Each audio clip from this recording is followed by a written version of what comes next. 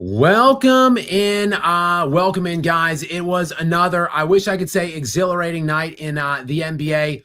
Not too breathtaking of games on the slate tonight. We did have two winner-take-all game sevens. The best two words, the best two collective words or combination of words in the history of the English language, game and seven, pieced together, particularly, of course, when you're talking about sports. There is nothing like them. Today, though, not so good.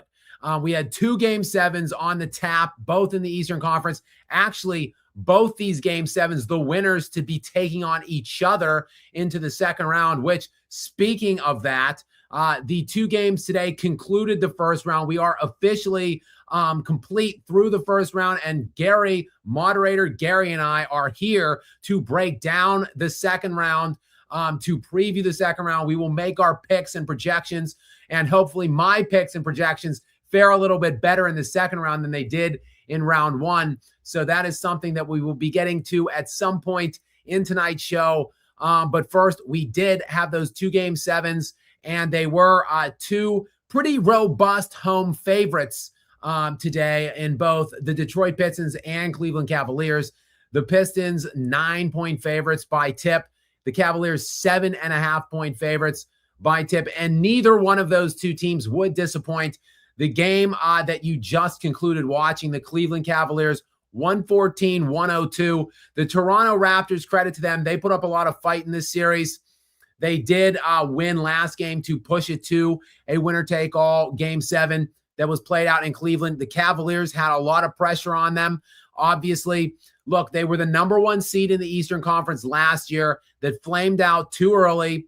It was an embarrassing early round exit for them last year with 60-plus wins. And they, quite frankly, were underachieving to begin this season. They make a pretty, I'd say, desperate trade for James Harden at the deadline, but it all worked out. Once they acquired James Harden's services, this team did really come together and start playing much better. They were one of the higher touted teams in the Eastern Conference coming in to this playoff run, and they were in trouble, obviously, on the brink, forced to a decisive winner-take-all game seven, but they answered the bell. No one played particularly well for the Cleveland Cavaliers tonight. Donovan Mitchell, cool in the first half. He ends with 22 points, but on just 9 of 20. James Harden, 18, but on only 3 of 9. He did most of his damage from the free throw line tonight. It was really just a team collective effort by the Cavaliers and a good defensive performance by the Cavaliers in limiting the Toronto Raptors. They shot just 44% from the field. Did the Toronto Raptors only 29% from the three-point line. RJ Barrett, who had a terrific series, I thought, by and large, for the Raps. Not so great tonight, 23 points, but on only 9 of 25 shooting.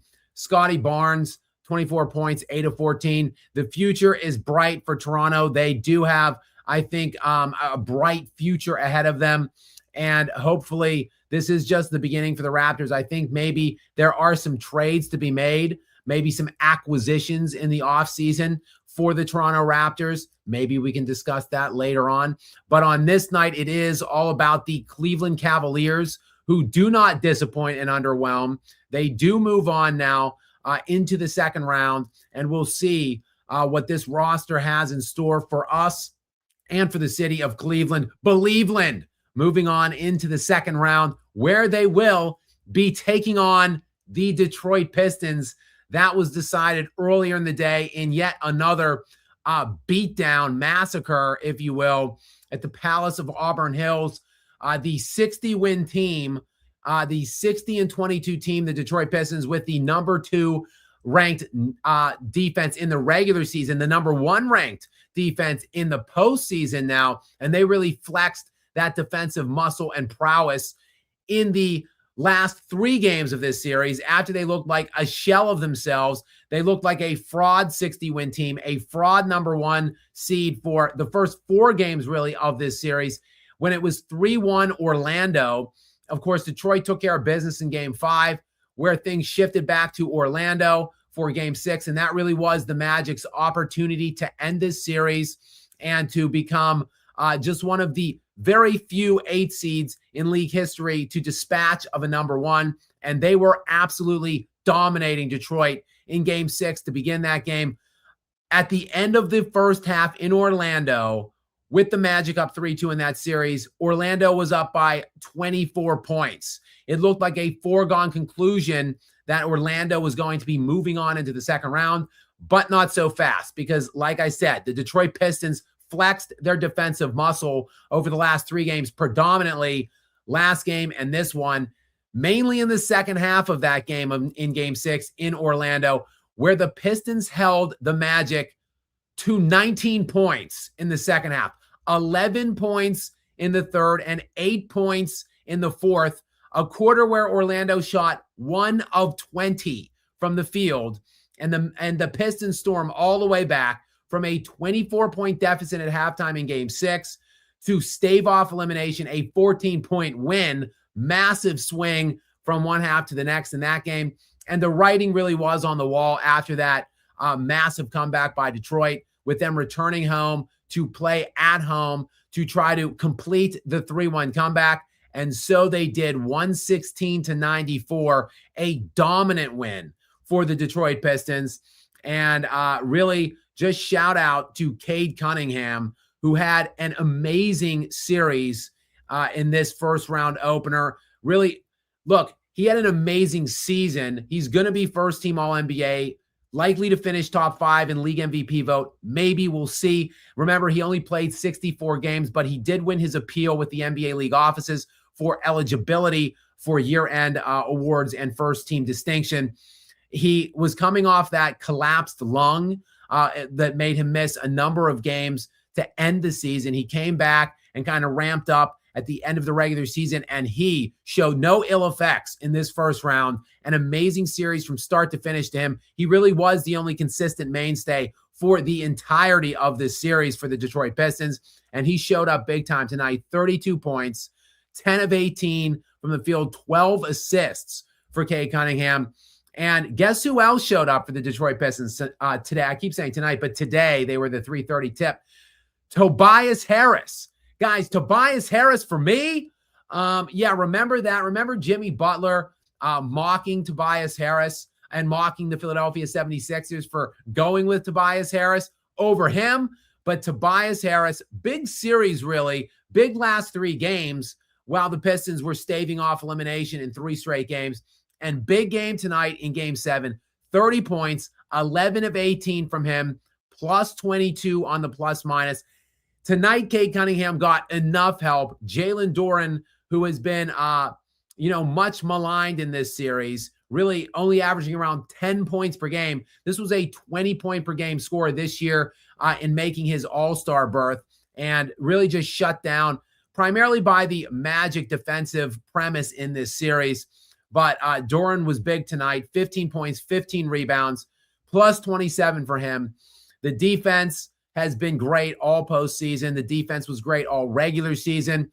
And the Pistons, who didn't look like the Pistons for the first half of the series, have found their mojo, and they set up an intriguing second-round matchup now with the Cleveland Cavaliers, who also, as I said and we talked about just a moment ago, win their Game 7.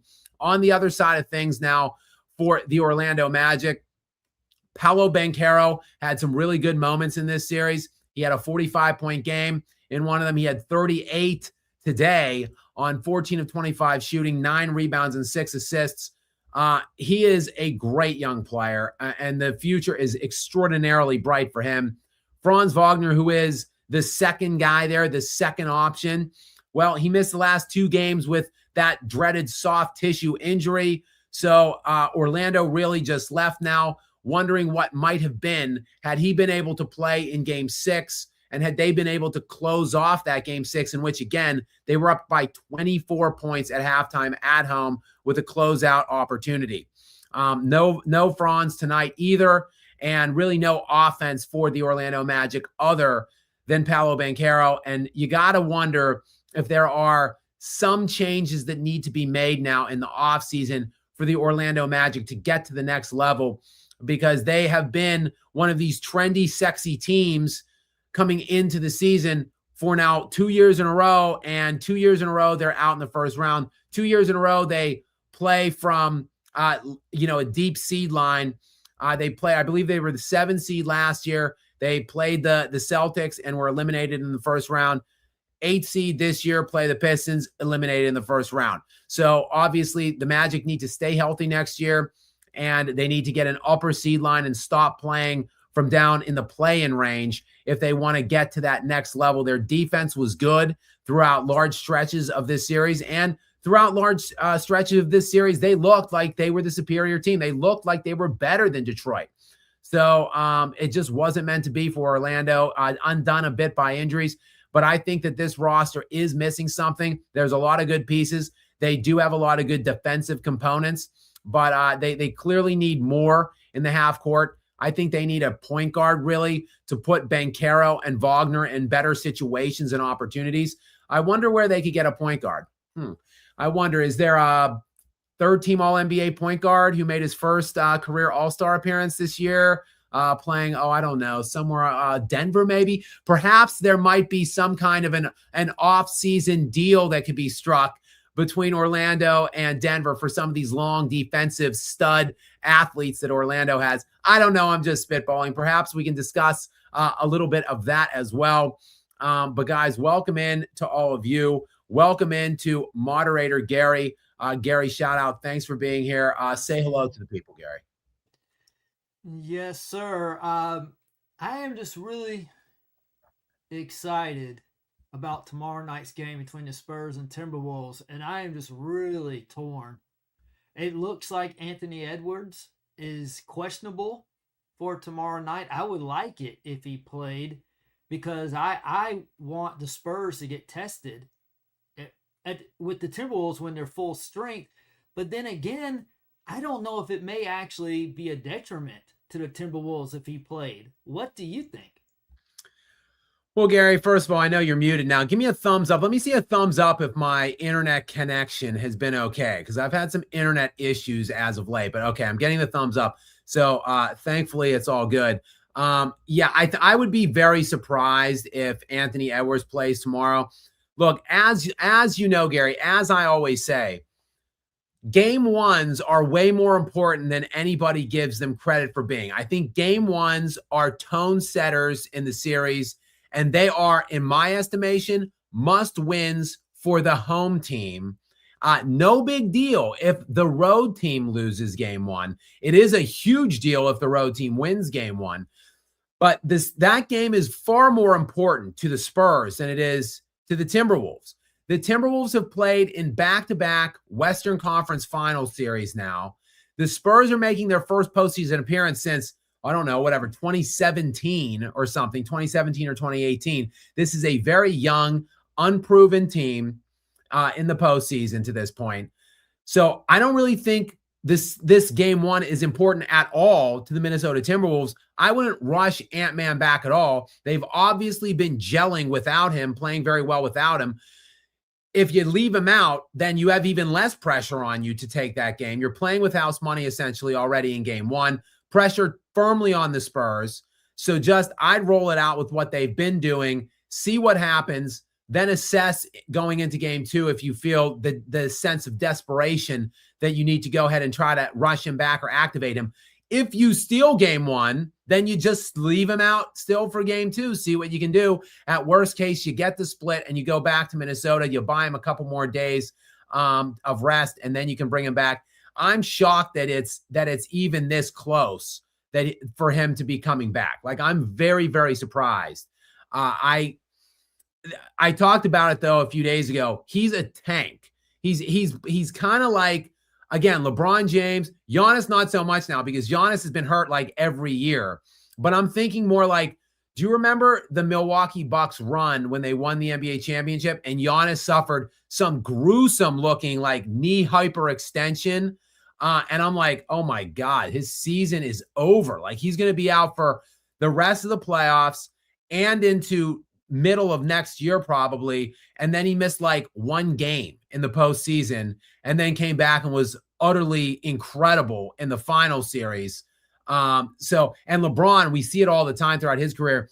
Dude looks like he's got a season-ending injury and he's goes to the sideline for 2 minutes and he's back in the game. Like that's kind of like Anthony Edwards has that same thing where you see an injury with him and you're like, oh my God, that's like when he landed against Denver, I was like, well, that's it for Ant-Man for the entire postseason, no matter what.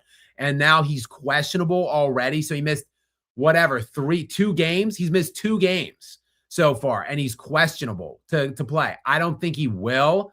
But just the fact that he's questionable, obviously, you got to find some kind of level of hopefulness in that if you're Minnesota. I would be probably more watchful to see what Io DeSunmu is looking like what's going on. He had that, again, dreaded soft tissue injury. Like, is he going to? What's his availability or level of readiness? DiVincenzo, obviously, he's done for probably the next calendar year, 365 days with that ruptured Achilles. So, if it's me, I would kind of be hoping DeSunmu's ready and plays to start, and then maybe they could sprinkle Ant-Man back in later on in the series. So that's kind of what I would be looking for on that front. I don't know, Gary. I think while you made the case that they were better without him against Denver, and while there is a case to be made that they just are better without him in general when you look at the regular season, I still think you, of course, want a dude that can get you 30 every game, and he can elevate his level of defense too. You need that guy. You need him in this series for sure. You need that alpha because Wemby is an alpha. So you need your alpha to compete with their alpha. And they're at some point, I think they're really going to need him, and they'll miss him badly in this series if he's not available. But it looks, again, like he's going to play at some point. My guess is, though, not tomorrow. Of course, the other game tomorrow, the other one, the East game, which Philly was, of course, if you remember, in that physically and mentally exhausting 7-game series against Boston, where they had to overcome a 3-1 series deficit.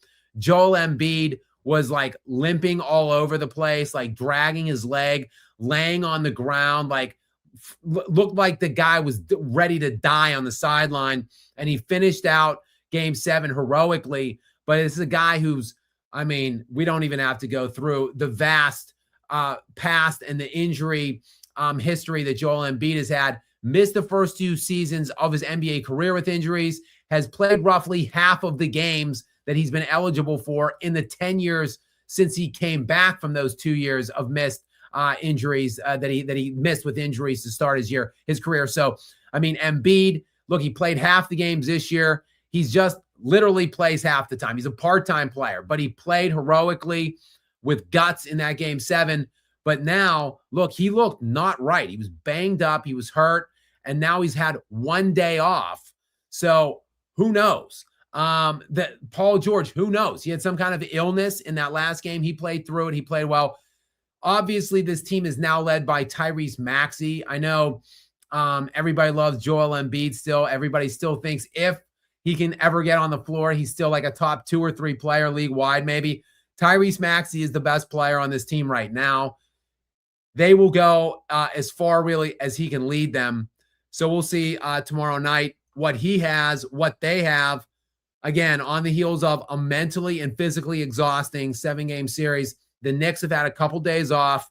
They completely destroyed the Hawks. Once they went down 3-1, they come back and win 3 games in startling fashion, in emphatic fashion. Again, 15-point win, 30-point win, 51-point win in back-to-back-to-back games after going into that 2-1 hole. So a really confident response, a really, awe-inspiring response from New York. And you got to like their chances now at this point with, look, the way, yes, Detroit's looked good the last 3 games, but struggle with the 8 seed.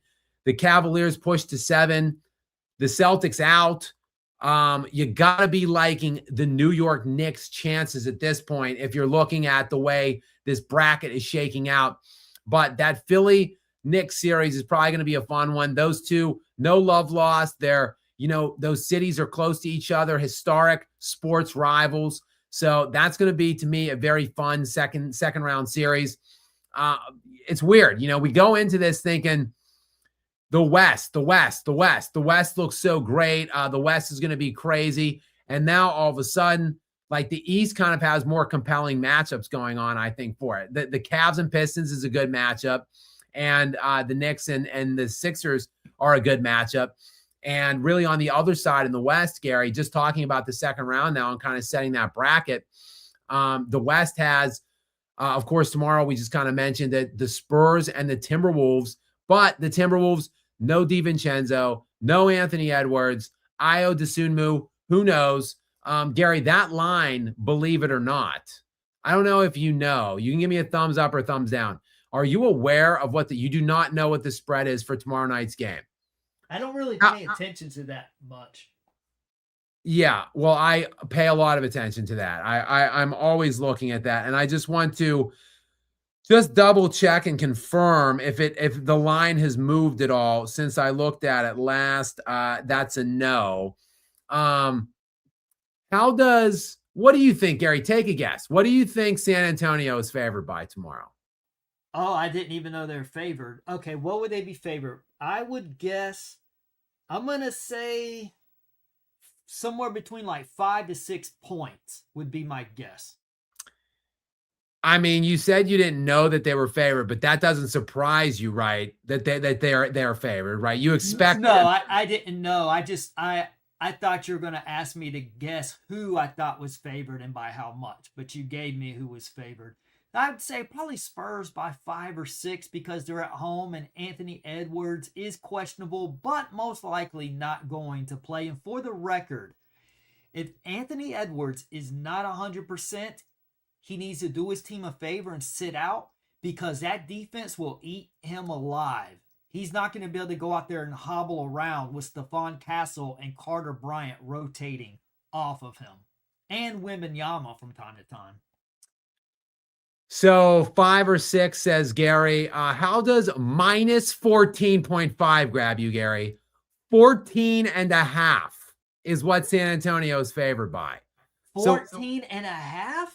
That's right, Gary. So the Timberwolves, if you wanted to bet the Timberwolves, you could get 14.5 points. Correct. That's downright disrespectful to the Timberwolves, and I'm a Spurs fan. I'm sorry. I don't think it's going to be that. I think this series is going to go 7. 14.5 point favorites, says Las Vegas, for the San Antonio Spurs. Look, the Knicks are a pretty healthy favorite too at home tomorrow in that opening series game 1 against the, like I said, drained 76ers on just 1 day rest. They were minus 7.5, which is a big line, but nowhere near 14.5. Gary, the games the next night, then on Tuesday, the Cavs and Pistons line is not set as of yet. So because that game just ended like minutes ago, the Cavaliers game. Wait, let me guess. OKC, is it set? It's set. Okay, let me guess. Now, I wouldn't be surprised if that one was at 14 points, but I'm going to say if 14 is such a... If the Timberwolves are plus 14, then the Lakers have to be plus double digits, but even 14 is even... I'm going to say plus 20. If the Timberwolves are plus 14, I'm going to say Lakers plus 20. It's been bouncing around today between minus 15.5 and minus 16. So I'm looking at it right now at minus 16. So they're putting the Lakers and the Timberwolves basically the same, only 2-point difference. When we know the Timberwolves they actually have a shot to win this series. The Lakers have no shot in hell to win this series. Not a snowball's chance. Yeah, I think honestly, I think they're factoring in a lot on those injuries. I don't know. Dosunmu, again, I've seen no word on him. I don't expect a word until game time. So a lot of that is speculative. Like Dosunmu deactivated like 30 minutes before the last game against the Nuggets. So like, I don't think we're going to know anything about him before tip.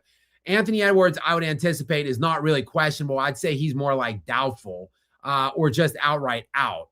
But like, if Dosunmu is also out, I mean, that's the top three.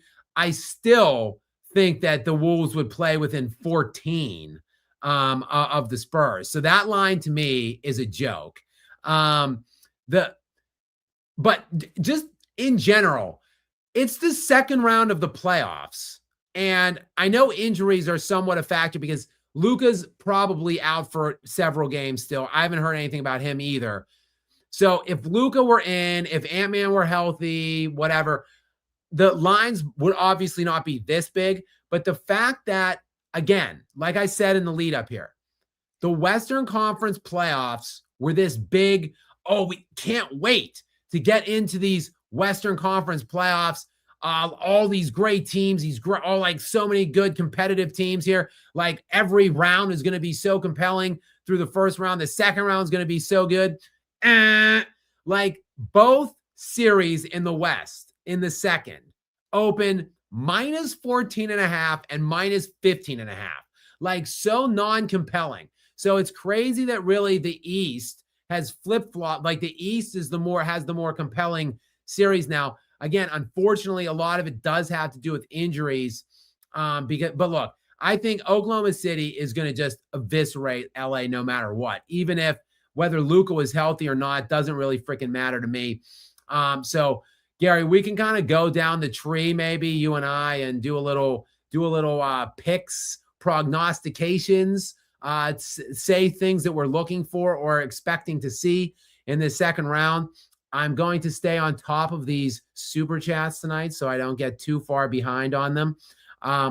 We've got some regulars in here. Let's hit a couple of these, Gary, with D Jiang 1498. We'll do a couple of these, Gary, and then we'll get in. We'll go series by series, and both of us can maybe make a pick of what we're thinking is going to happen. Maybe talk about some storylines in those series. But let's start here with D Jiang. Welcome in. Thanks for being here as always. Gary, what's the question or comment from D Jiang? If JB Bickerstaff played Jamal Mosley one-on-one, is that supposed to be, I'm sorry. Is Jamal Mosley is he talking about Jamal Murray as a joke? No, because he's saying to play 1-on-1 to 11. JB Bickerstaff is a coach. DJing, are you joke? Who's Jamal Mosley? Am I just really off on here? Is my comprehension skills lacking here? Because he's saying if JB Bickerstaff played Jamal Mosley 1-on-1 to 11 to advance to the next series, who wins?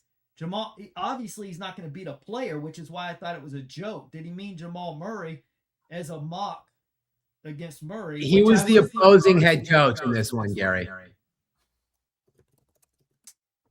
On who? He's the Magic's coach. I thought that was Jock Vaughn. Remember Jock Vaughn was the coach for the Magic? I thought that's who it was. Okay. All right. We're a little behind. I'm a little behind today. I'm a little tired, DJing. All right. I think I got it now. If Jamie Bickerstaff played Jamal Mosley 1-on-1 to 11 to advance to the next series, who wins? Same for Kenny Atkinson versus Darko Rajakovic. Well, let me get the tail of the tape. Let me see. I want to see what Jamal Mosley's height and weight. I want the specs of these players. Interesting question here. 6'8", 225. Mosley. Bickerstaff. Let's see. Let's get his height and weight. Bickerstaff, 6'6", 190. So not much of a physical advantage for either of these players. They're both, or either of these coaches, I should say, they're both relatively the same age.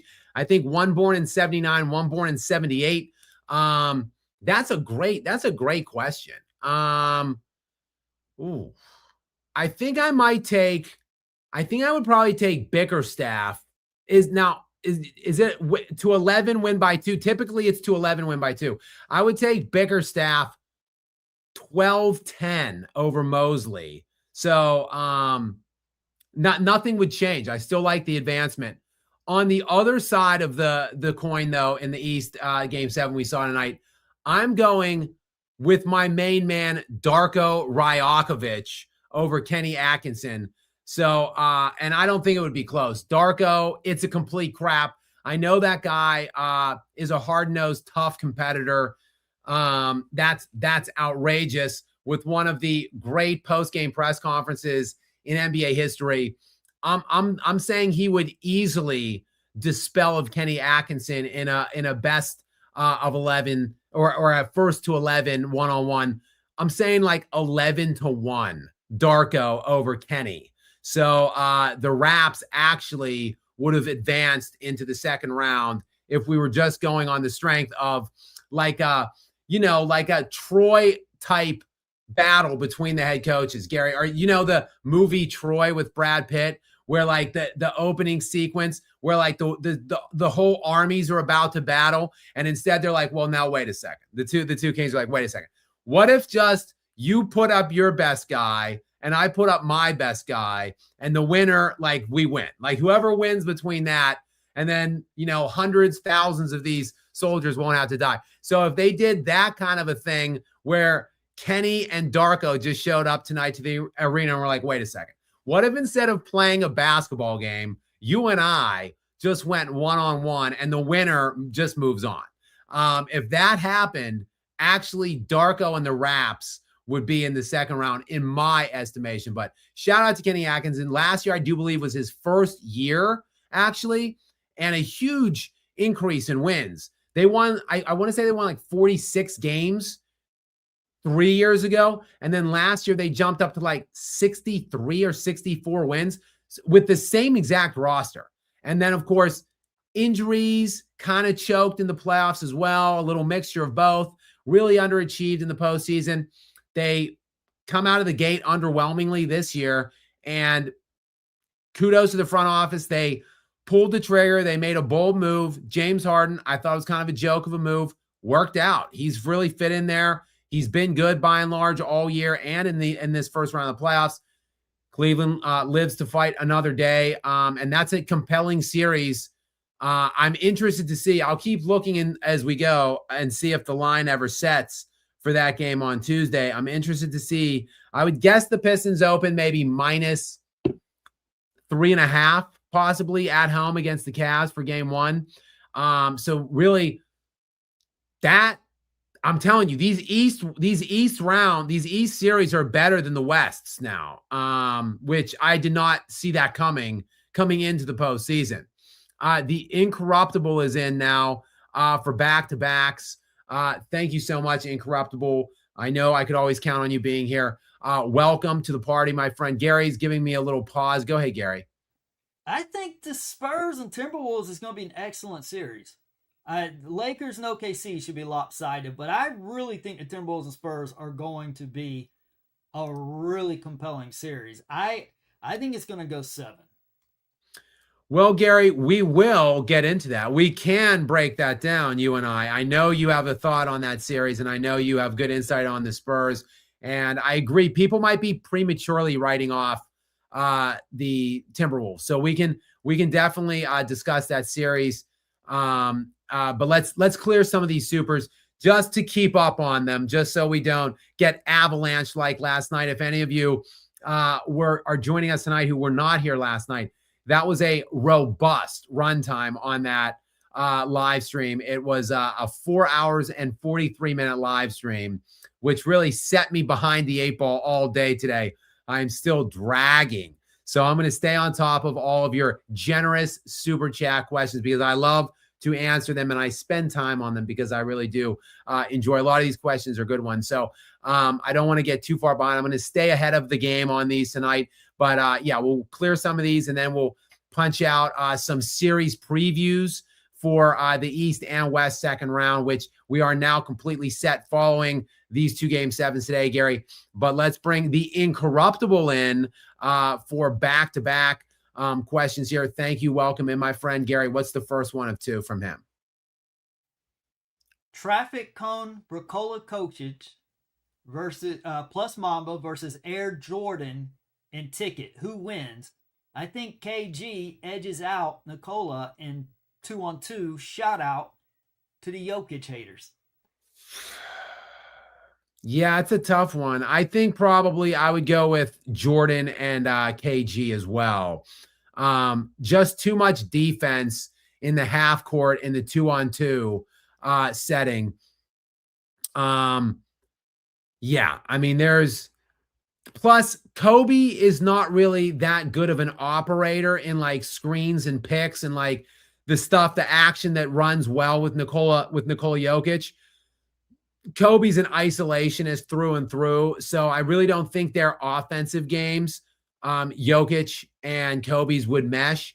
And then Kobe's an elite defender. KG's an elite defender. Jordan's an elite defender. Jokic, not an elite defender. So I think that would really be the difference.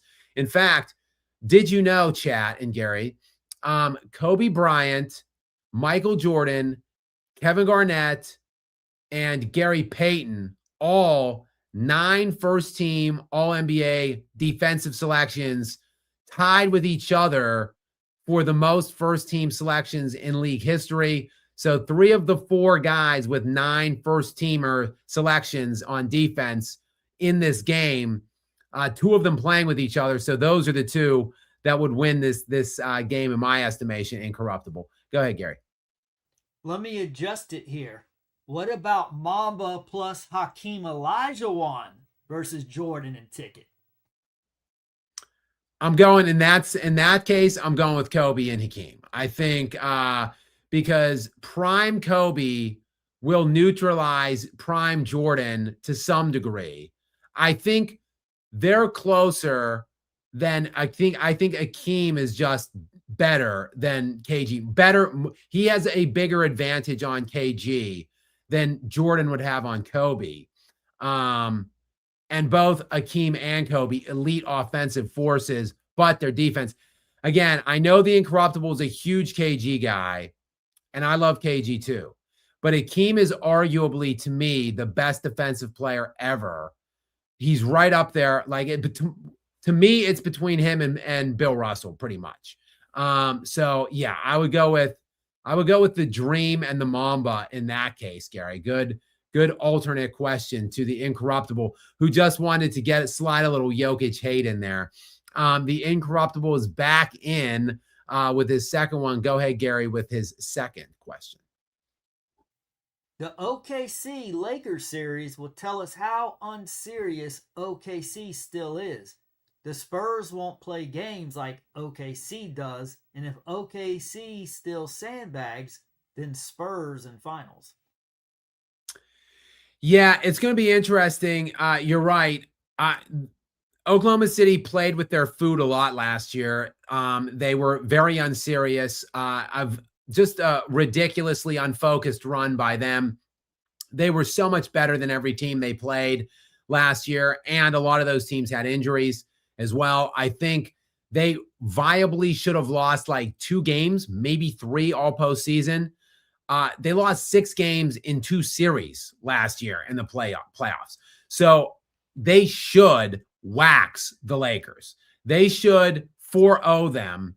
If they get a little look, if they're up 3-0 and they're in LA and Luka's back for that game 4 and he's remotely healthy, maybe the Lakers steal. They keep it close. They run zone. Oklahoma City doesn't shoot that well.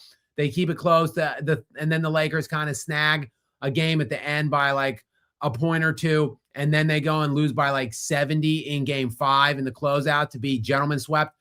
I won't begrudge them giving the Lakers 1 game. But if that series goes more than 5, then you're right. We will know how unserious the Thunder still are. Personally, I think the Thunder might be different. I think they might be a different animal this year in the playoffs. I think they've been playing possum all regular season, and I think they're just ready to annihilate everyone they see, though they might not be able to flip a switch against San Antonio because the Spurs just do match up favorably, I think, against the Thunder. But that will be a terrific series. I don't want to get ahead of our second round previews, but if that is the finals previews, I think I would still be picking the Thunder. I just think San Antonio is ahead of schedule. They're so young. I don't think they're going to complete a championship run with their core nucleus players like 22 years of age or younger in this first playoff run together. It would be highly unprecedented throughout the history of the NBA playoffs if something like that were to happen. But that will be an interesting series to see how that plays out. But again, we won't get too far ahead of ourselves. Let's hit one more of these from Jamos. What's up? Welcome back in. Have been with us for all of these shows throughout the playoffs to this point. Glad to have you here again tonight. What is the question or comment from him tonight, Gary? Without a first round has run its course, it's either Spurs or OKC to win it all. I'm rooting for the Spurs as a Warriors fan. Also, Minnesota are the only non-title holders left, and they ain't winning. Interesting. Yeah. Okay. I didn't even put that together really. Let me just go to the Thunder won last year. Lakers obviously have like 16. Spurs have the 5. Gary, they only have the 5, right? The Tim Duncan era Spurs. That's it, right? That's their entire title count. Okay. Then we've got Pistons obviously have the 2 in the 80s, the 1 in 04, Cavaliers. Cleveland, this is for you from LeBron in 2016.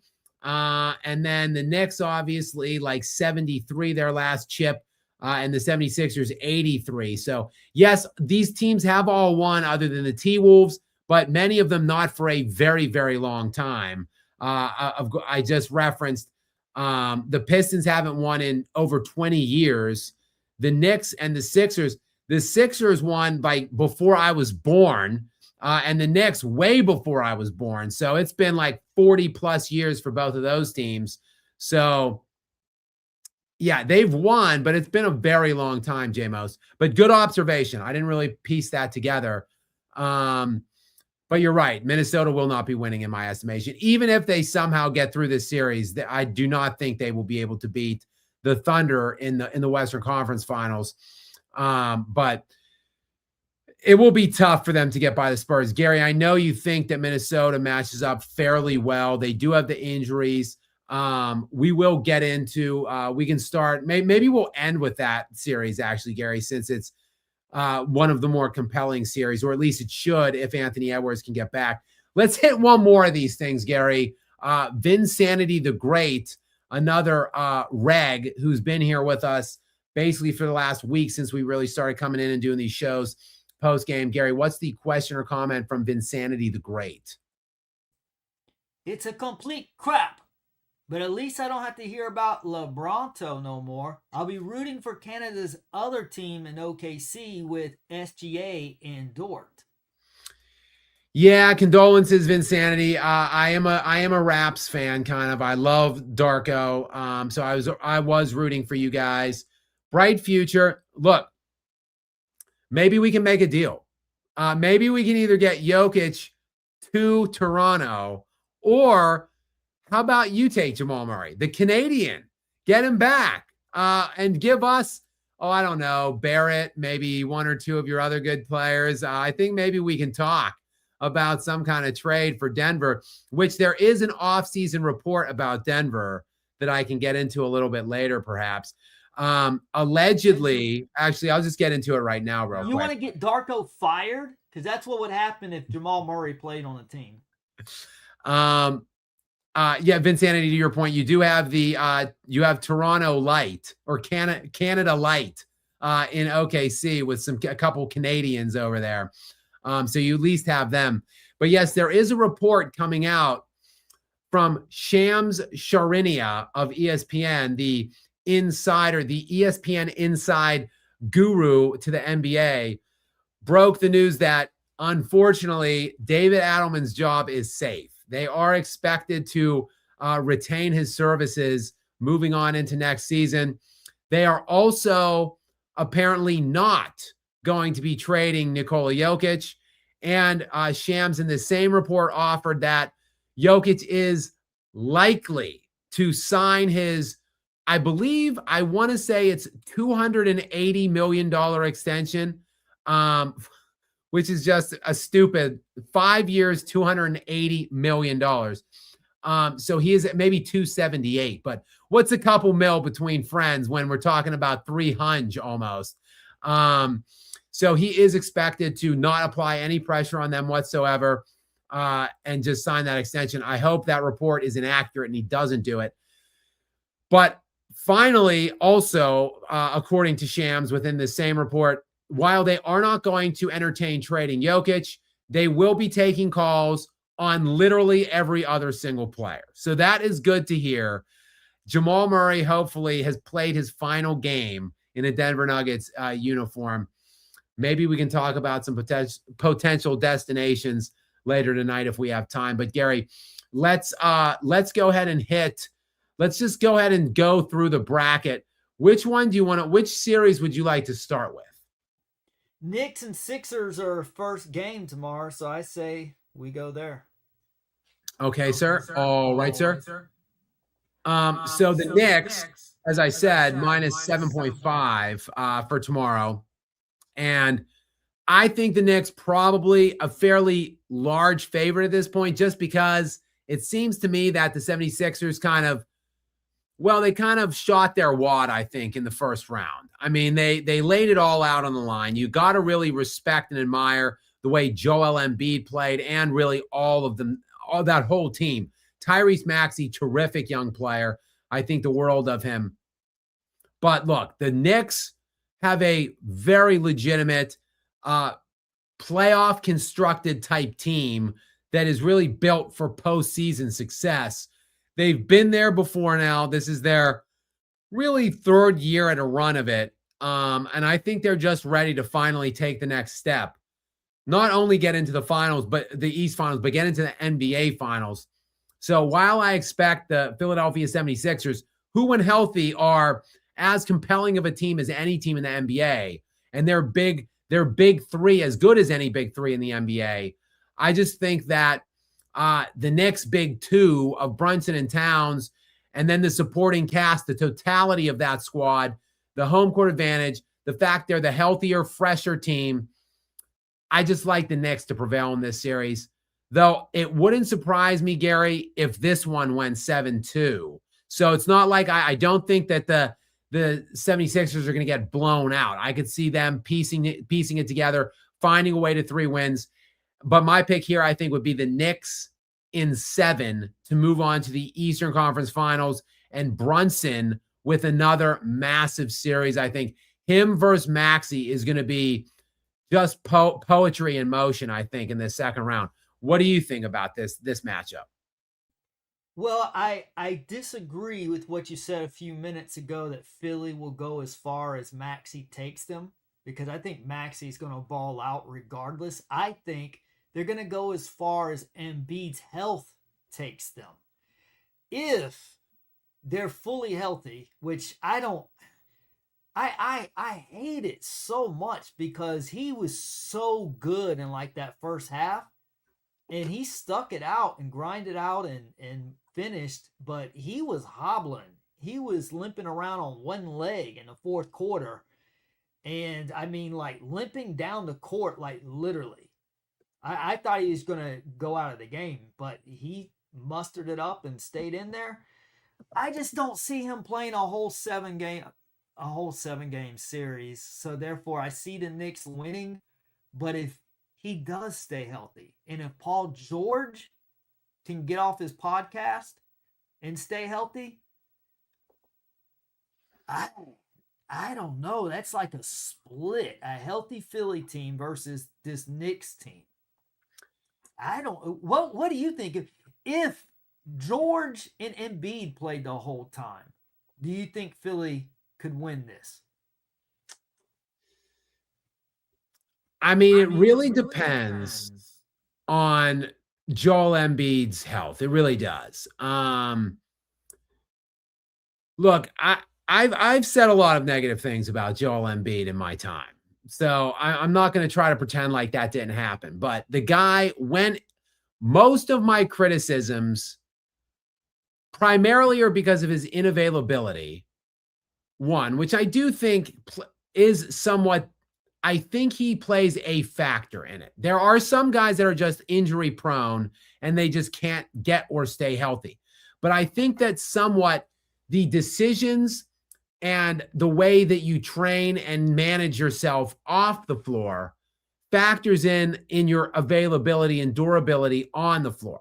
Now, I'm not suggesting that it's all his fault, but I think that he could be training better, maybe eating better, taking better care of himself off the court to enhance the likelihood of his availability on the court. So my criticisms mainly about him have been pertaining to his lack of availability and durability. Also, he has become not just a non-competitive and an unserious player in recent years. Like, I remember the Embiid who left the court in Game 7 against the Raptors on that Kawhi Leonard shot in tears because it meant so much to him. But then in the last couple playoff outings that they've had, he leaves the court laughing and making jokes, and then making a joke about Giannis Antetokounmpo the one year. Like, they had just lost a Game 7, and he's smirking at the press conference table saying, "It's not about failure, it's about steps to success," like paraphrasing Giannis and like making fun of Giannis. Like, bro, you haven't won shit. Like, Giannis is a champion. Embiid hasn't been out of the second round. Like, wipe the smirk off your face and stop making fun of him. So those are the things that I criticize. And then when he tried to fight a writer in the locker room in the summer, like 2 years ago, like, those are the things that I criticize Joel Embiid about. When he's right and on the floor, he's an all-time great player. Like, he's made all defensive teams. I think he has 3 second-team defensive selections. So, like, he can impact the game on the defensive side of the floor. And then, I mean, Gary, let me ask you a question. Who do you think has the highest scoring average in NBA history per 36 minutes? Which player or team? Yeah. Which player? Per 36 minutes, highest scoring average?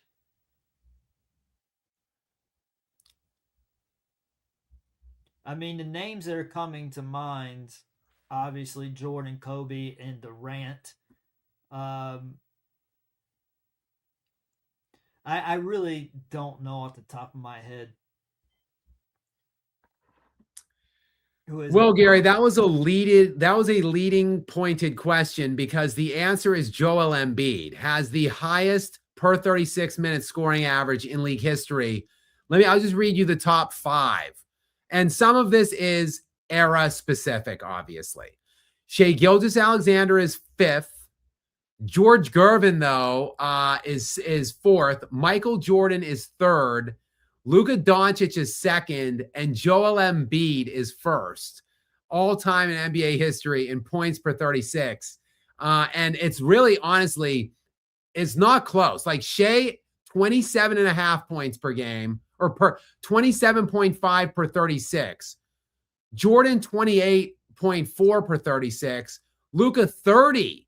And then Embiid, 31.2. Like, a full 1.2 points more than number 2, which is Luka, per 36 minutes for Joel Embiid. So, like, when he's right and he's on the floor, he is an all-time great player. But, like, the problem is he just misses so many games. Like, again, to start his career, two years where he didn't even play at all, in 2014-15, 2015-16. Then he comes back. He comes in at 22 in his third year since being drafted, plays only 31 games that year. So in his first 3 full seasons in the NBA, plays only 31 games. Then would you believe he has never once played even 70 games? Never once. Like, it's just staggering. The last 3 years, 39 games, 19 games, 38 games. Staggering lack of availability. So, like, as the saying goes, sometimes availability is the best ability. So as good as Joel Embiid is, if he's not on the floor, what good does it really do his team, right? So we'll see if he can be. He isn't. He is a shell of himself defensively now. But, like, he still is giving them whatever, like near 30 points per game in the last 4 games that he played in that series. So if he can do that, they will have a good chance to win this series. But who knows? Because he did not look very healthy to end that game 7. And now they have just 1 day off. And now it's going to be like an every other day cycle now. There's kind of fewer days off in this round because there's fewer games to be spaced out. Then there's more games, more days off into the East Finals and then the NBA Finals. So if they keep going, they should get like maybe 2 days in between in a lot of instances.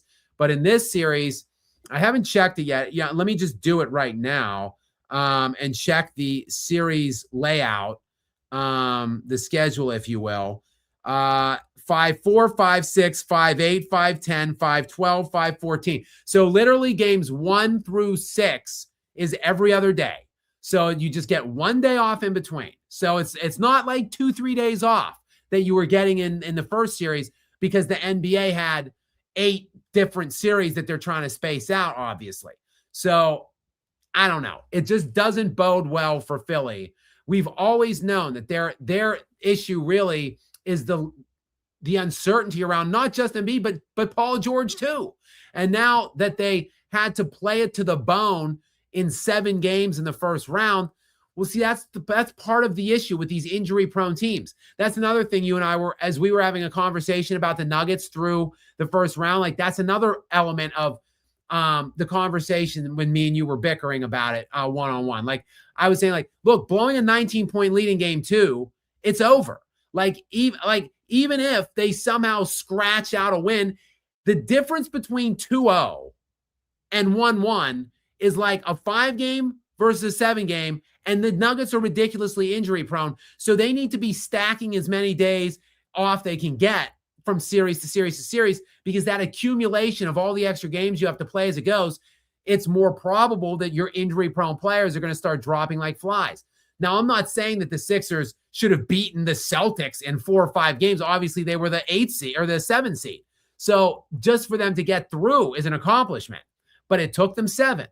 So now those extra games, like they start adding now. And now you've got to play every other day. And like now Joel Embiid and Paul George, who played 40 games each this year, less likely that they're going to be available and healthy the longer these series go. So ultimately, I just like the Knicks, I think, to win this series. Gary, again, I'd say in 7, though. I do respect and believe enough in the Sixers that I think that they are scrappy enough and game enough to the challenge that I think it'll be at least 6 and maybe 7. What say you, Gary? Do you like the Knicks or do you like the Sixers, and what's your game pick?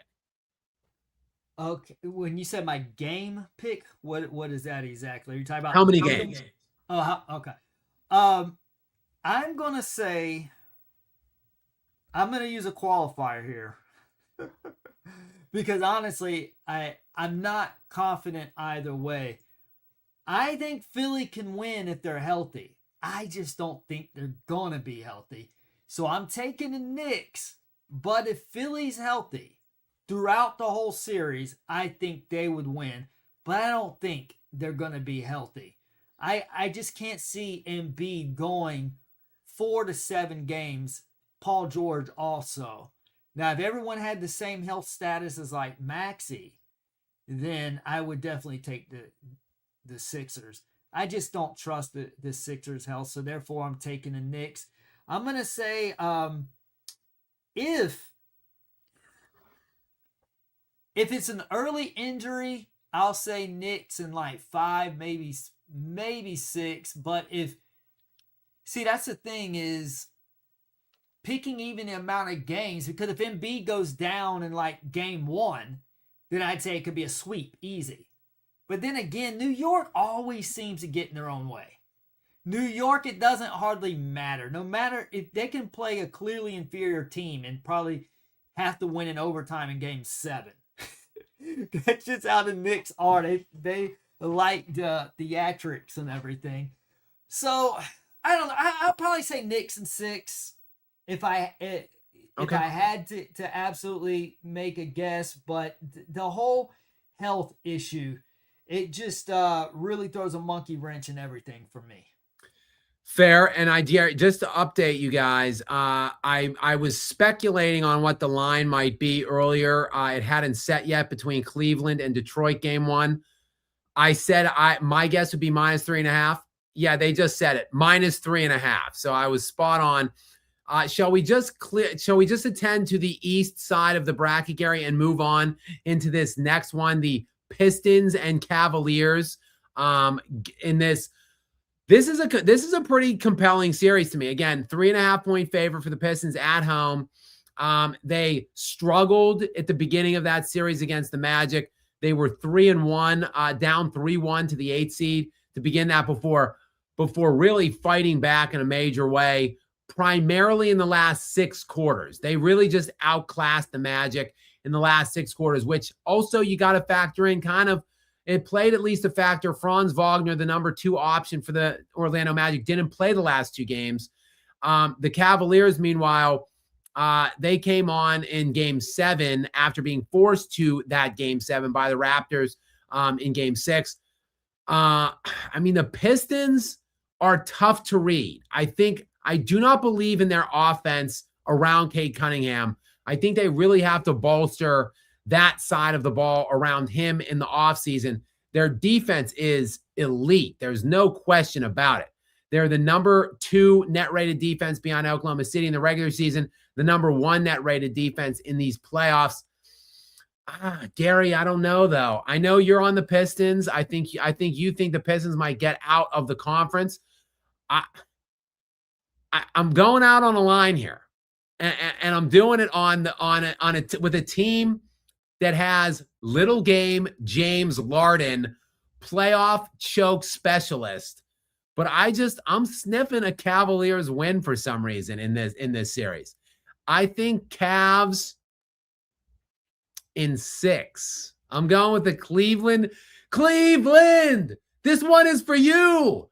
Believeland. I'm going with the Cavs to upset the Pistons in 6 games. Gary, what say you? I know you got the Pistons already. What say you in terms of how many games? What are they going to sweep the Cavs? Do you think? What do you think? Pistons in 6. Pistons in 6. Okay, so you like Pistons to close the Cavs out in Cleveland in Game 6. Okay, interesting. This is what I'm smelling, Gary. A split in games 1 and 2. So the Cavs will win one of the 2 first games on the road in Detroit. Then I think they will win both games in Cleveland.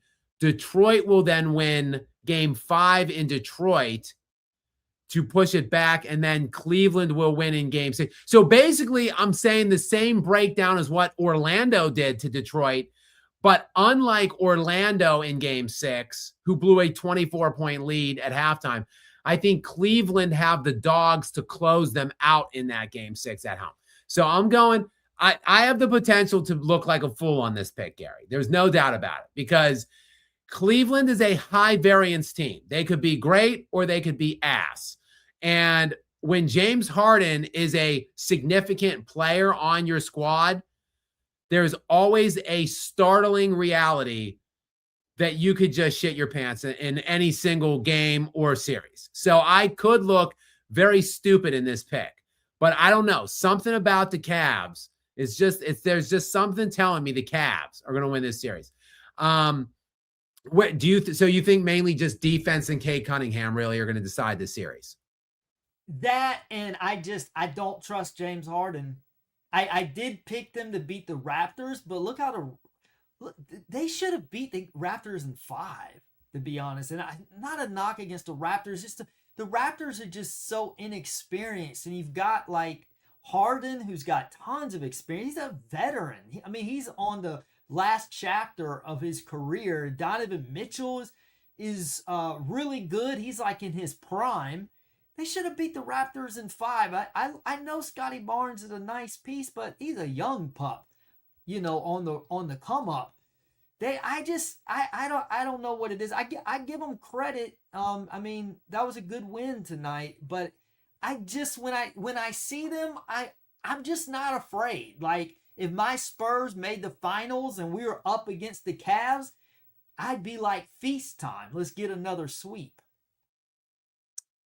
It's going to be an interesting little matchup. I like the East a lot. Go ahead, Gary. Never again. Last year, I was big on the Cavs. I bought in. Not doing that again.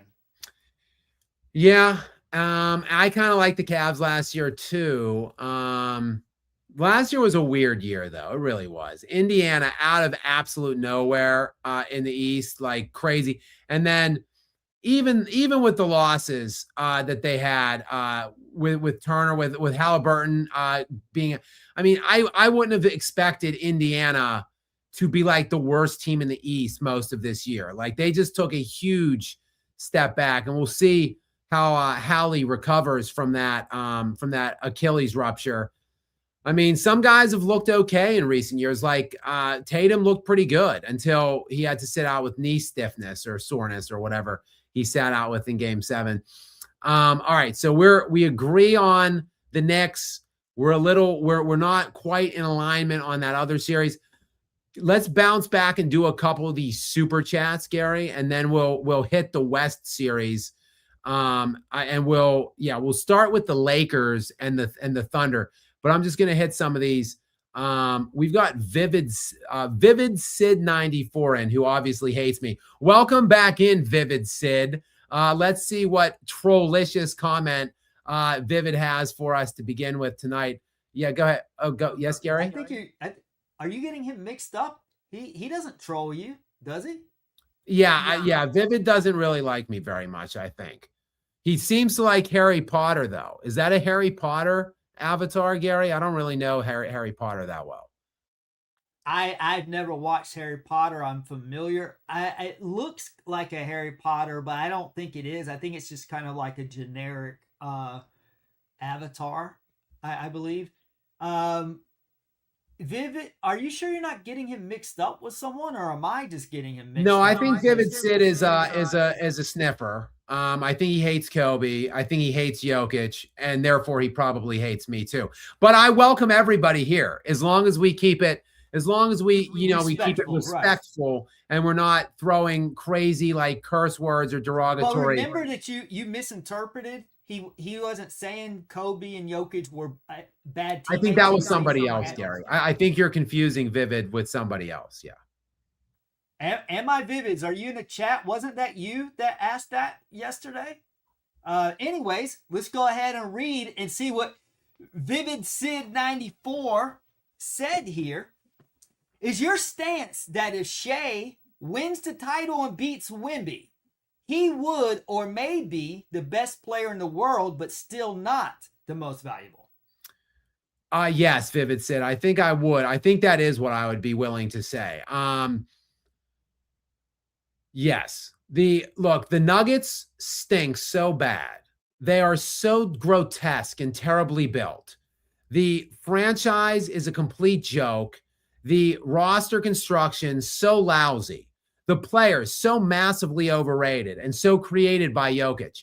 Like, look at what happened to those players in this series when Jokic, by the way, when Jokic only had 26, 13, and 9.5, but on 45% shooting. Look at what happened to the other players around him.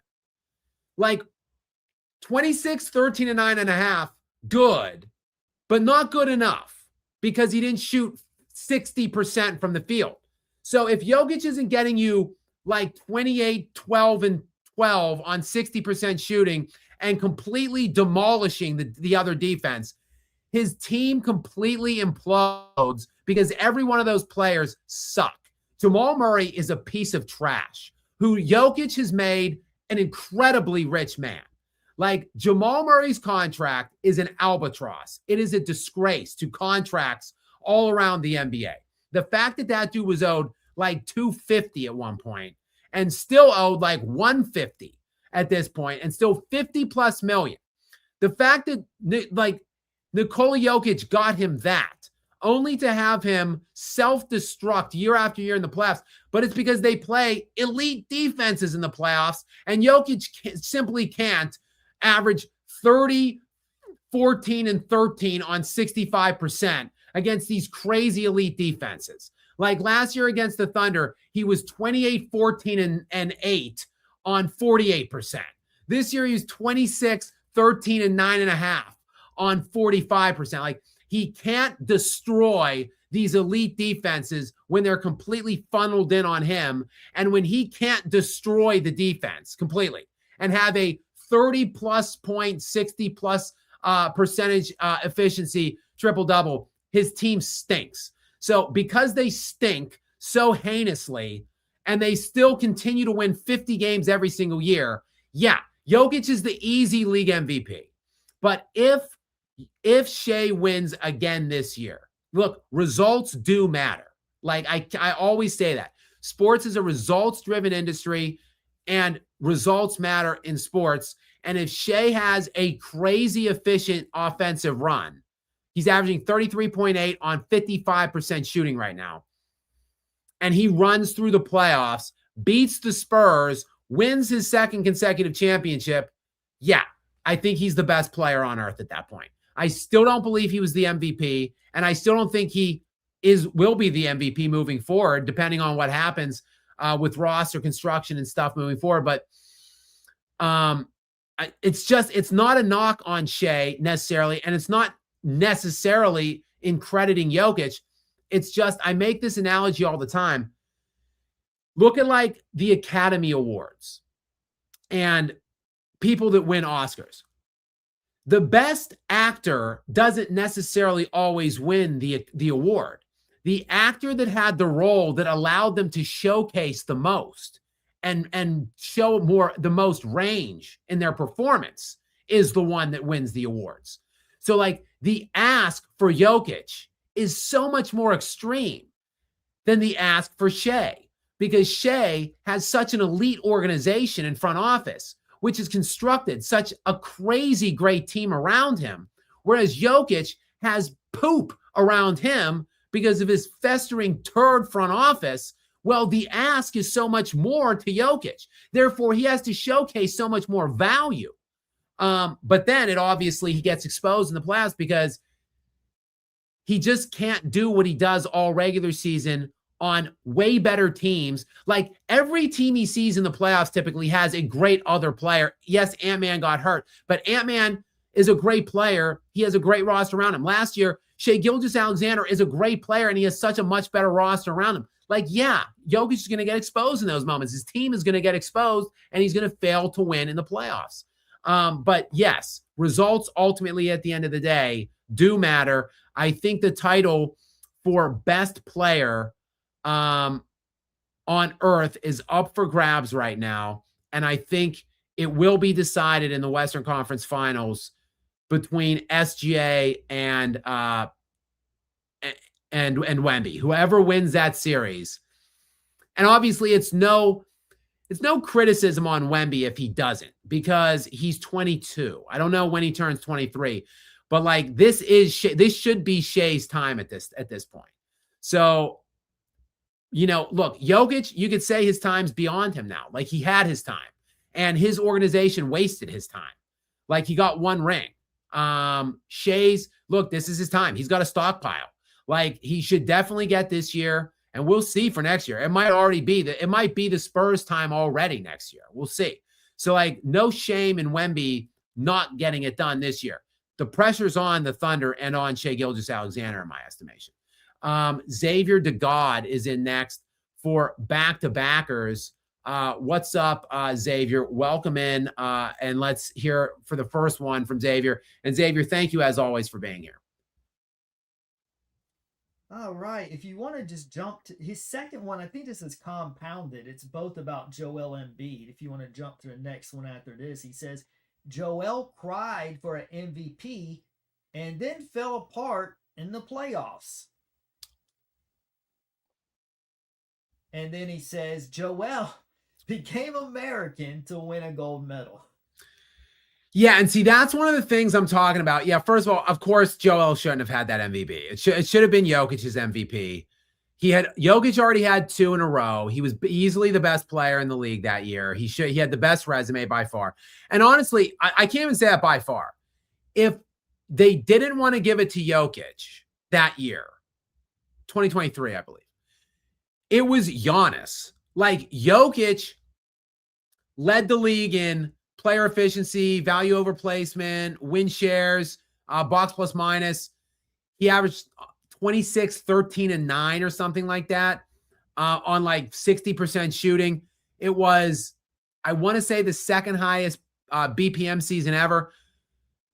But he also had the 1 seed in the West, but he didn't have the best record in the league. Giannis did, and Giannis had a crazy line. It was like 30, 10, and 6 on 55% shooting.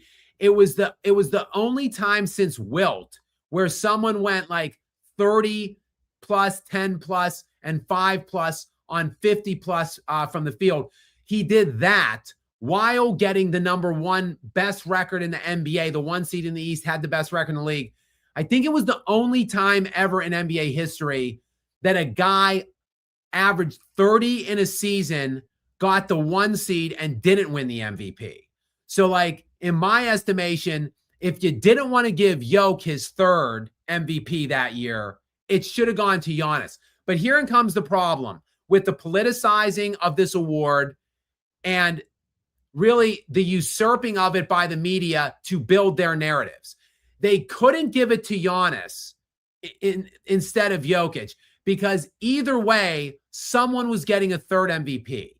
So like Giannis or Jokic would be getting a 3rd, and they didn't want either. The writers didn't want either to have that because those dudes were very young. They were like 26 and 27 at the time or something like that. They didn't want this guy that young to have 3 because then LeBron's 4 in this era was in jeopardy. So they had to say, oh my God, who could we possibly find to give this award to this year that's not Giannis or Jokic? Oh, let's go with Embiid, even though he had like the 3rd or 4th best record in the conference with a better team than Giannis or Jokic. And he didn't have, he led the league in scoring, I believe, that year, but he didn't have his line. His line was not as impressive as either Jokic or Giannis. And it was just a farcical MVP. We all know that. That was the year Giannis did go, or Jokic did go on to win the NBA championship, by the way. And Embiid, of course, didn't make it out of the second round like he never does. And then this is another problem with Joel. He did that Olympic run situation, and then he's been hurt all year. He was hurt all year after it, you know? Like that's what I'm saying about Joel. Like, make better decisions.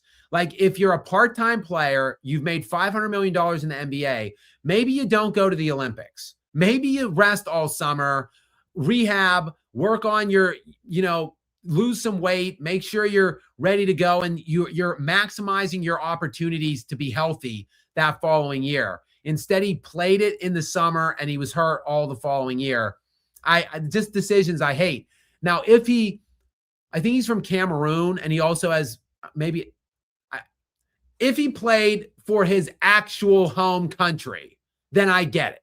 But why you want to just come on and piggyback for a gold medal, an obvious gold medal that you're too big to fail on with the U.S., just the whole thing, I didn't like it.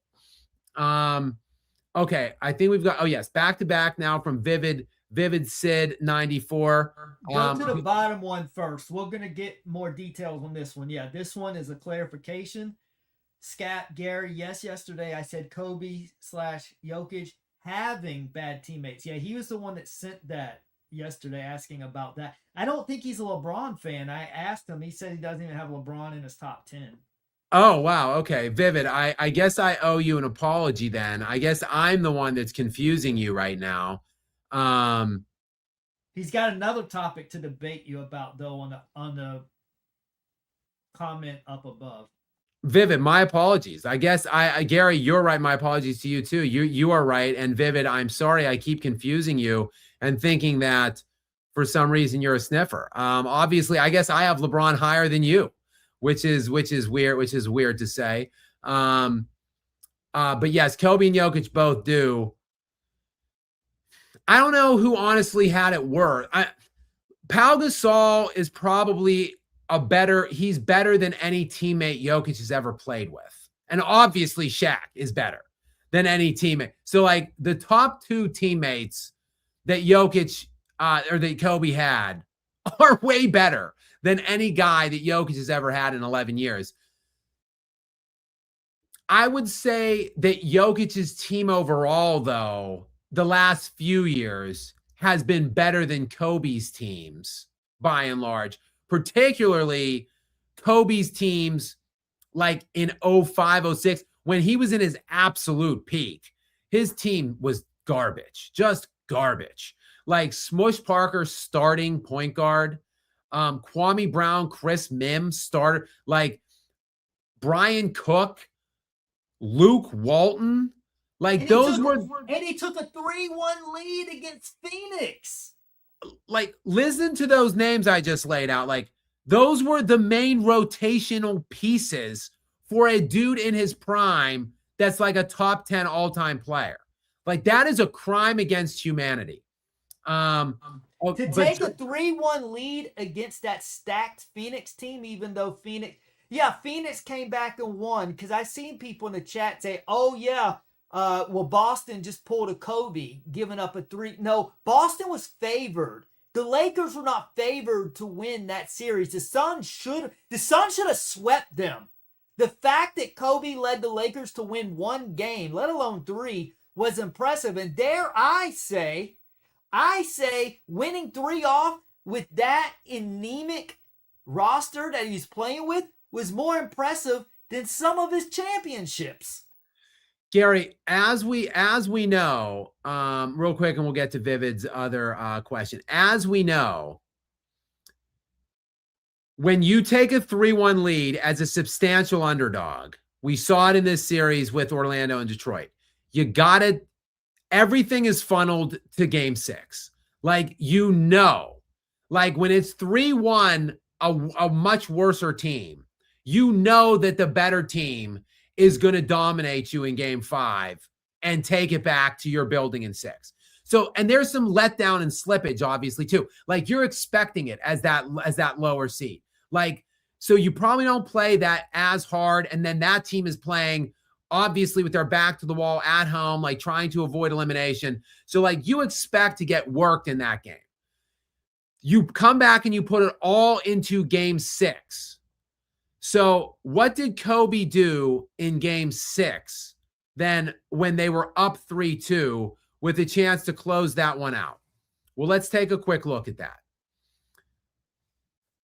Kobe Bryant, 20 of 35, 50 points, 8 rebounds, and 5 assists in that game 6. And I don't have the actual play sheet here, but they were up.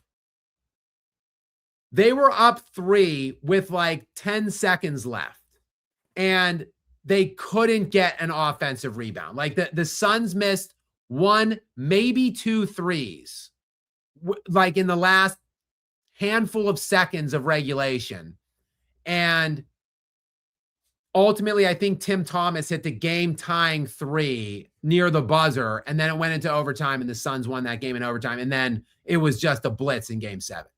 But, I mean, to put that on Kobe, like, I don't even know what to say. The second half of that game, the Lakers scored 48 points in that game 6. Kobe had 24 of them. So, I mean, I don't know, in overtime of that game, after Tim Thomas hit that three to tie it because the Kobe's putrid front court couldn't secure a rebound.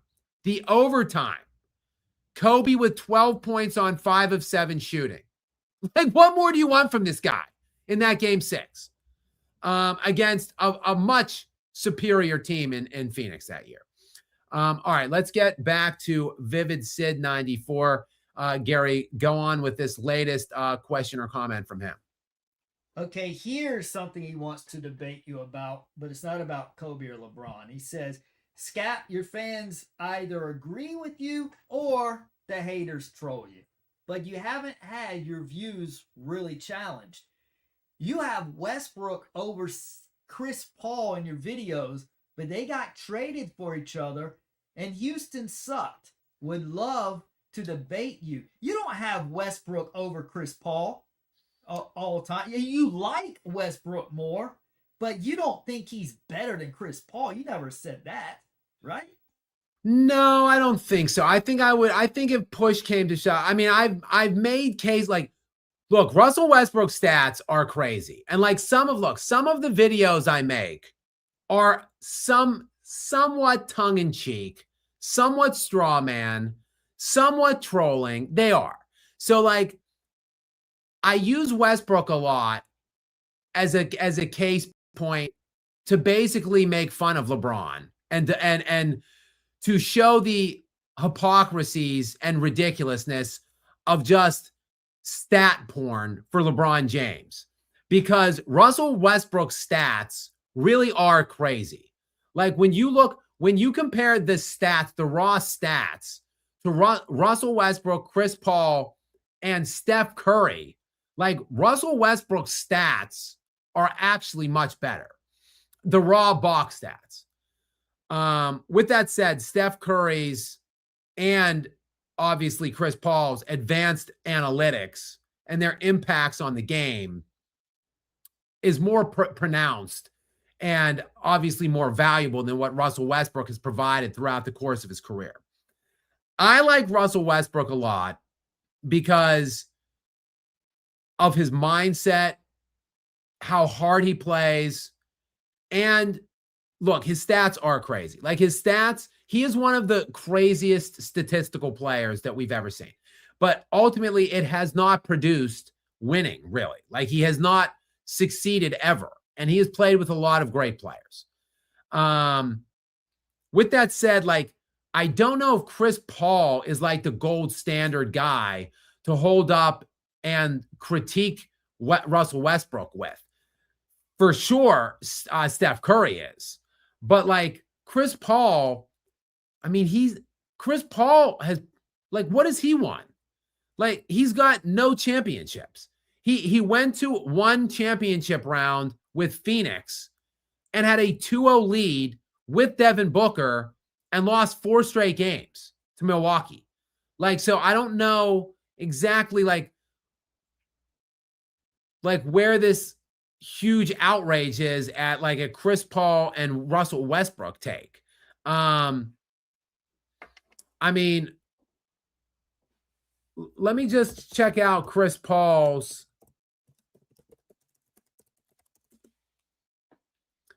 Like Chris Paul's playoff record is 76-73. Like really? Is that's what we're talking about?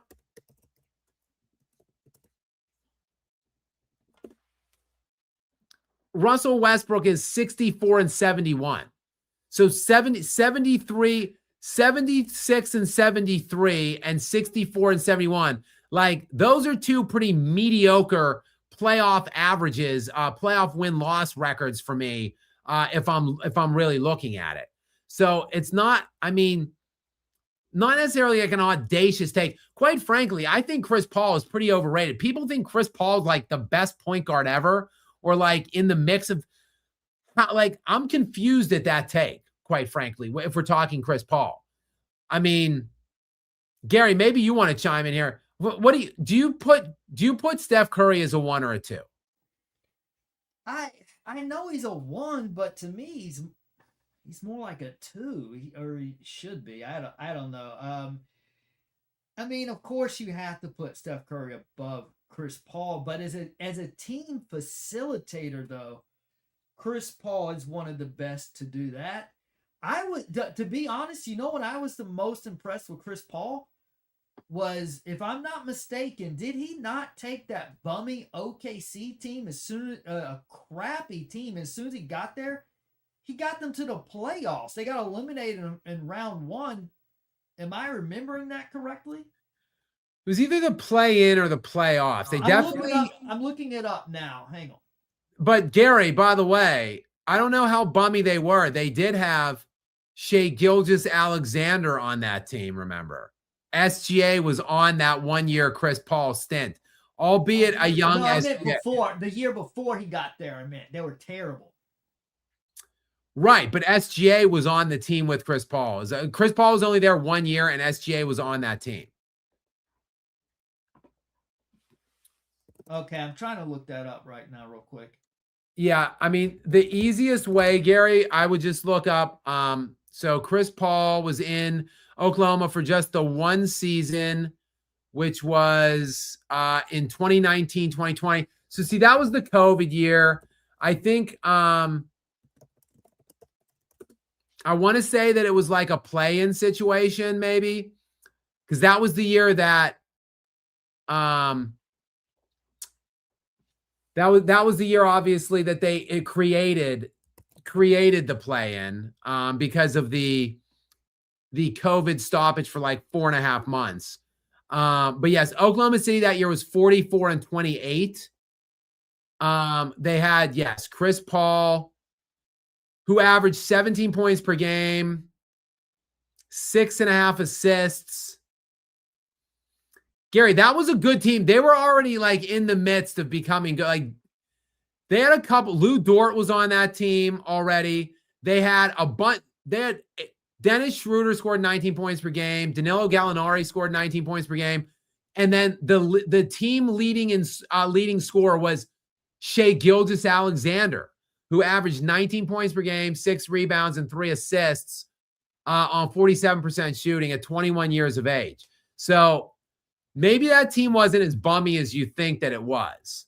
That was before, or that was the year before? No, that was the 1 year that he was on that team. I was saying they were bummy the year before he got there. Right, but you're giving that to Chris Paul. My point is, you're crediting Chris Paul for that team. I'm saying SGA was on that team and he was the leading scorer of that. I'm not disputing that. If you're telling me that, then I believe you. I was just all I said was that they were dumpy the year before he got there. I didn't know that SGA had gotten there quite yet. I thought it was the year after. But yeah, I believe you though. When did Paul George get there? Well, remember the trades happened.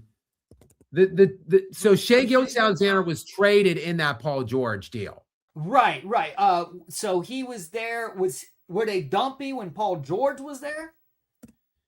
So you're talking about, Gary, if it's 2019, 2018, then we're talking 2018, 2019 NBA season is what you're talking about.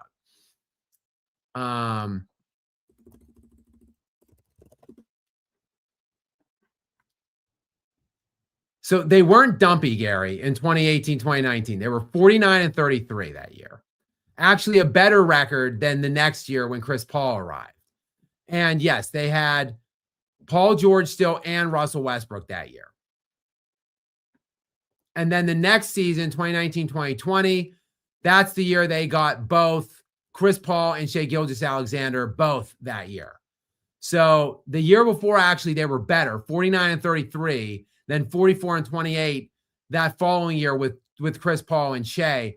And yes, everybody thought the narrative was that, oh, the Thunder suck. They got rid of Paul George and Russell Westbrook. Oh, Chris Paul, like, what a savior. He's carried them to 44 wins still. Yeah, but now in hindsight, Shai led them in scoring that year. And Shai is freaking Shai. Like, SGA is like a league MVP, finals MVP. Like, maybe it wasn't all Chris Paul, you know? Okay, I think I'm getting mixed up with Paul George. I think they were dumpy the year before Paul George got there. And then he got there and they made the playoffs. I think I was getting Paul George and Chris Paul mixed up. Because I remember OKC being like really crappy and then all of a sudden having this huge turnaround in one season. I think it was the year, they were dumpy when Russell Westbrook was the only good player. Then they get Paul George. Then I think they made the playoffs. And then I think it's the next year they made the trade with Chris Paul and SGA. Gary, I think your selective Russell Westbrook hate has got you confused, because they were 59-23 in 2013-2014 with KD and Russell Westbrook. I'm talking about the year before they got Paul George. I know they were decent back when KD was there. They weren't good after KD left, though. No, again, I think you're forgetting things. In 2014-2015, they had Kevin Durant get hurt, so he played only 27 games that year, and Russell Westbrook actually played only 67 games. They still won 45 that year. Then the next year they won 55 with Durant and Westbrook still. The year after that, 2016-2017, that was the year they lost KD. So like 2015-2016, 55 wins. They got KD and Russ. KD leaves in 2015-2016. They get nothing for him. He just walks in free agency. They don't really replace him at all. And the very next year, 47 wins, Gary. Like, this is what we were talking about last night. This is what I was giving you pushback on or whatever. Because KD left. They won 55 games, Gary. Think about this. With Kevin Durant. Durant stabs him in the back, leaves like a thief in the night, like to go join Golden State, and they still won 47. Gary, that's a 7-win discrepancy. So they, with KD, 7 more wins when KD stabbed them in the back and they didn't have time to pivot or swap to anything else. It was just all Russ. And they still won 47 then, while Russell Westbrook led the league in scoring, finished second in assists, and was 8th in rebounds. Okay, the second leading scorer, Gary, that year was Victor Oladipo with 15.9 points per game, and he played in only 67 games. So, like, that's why, like, that was an undisputed MVP year. And by the way, Vivid Sid's super chat is still up here. Better than any year Chris Paul ever had. By far. It's not even close. And then the next year, 48 wins again, Gary. And that was with Paul George. So Paul George came in, so literally one more win. Russell Westbrook by himself, averaging that ridiculous triple-double, 47 wins. They add Paul George the next year, 48. So, like, then they won 49. Okay, and then Paul George and Russell Westbrook leave, and they win 44 with SGA and Chris Paul. So, Gary, I'm telling you, literally, they never were dumpy.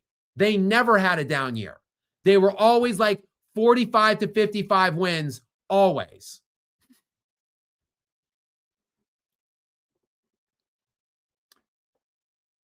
Then they were dumpy, Gary. Then they were dumpy.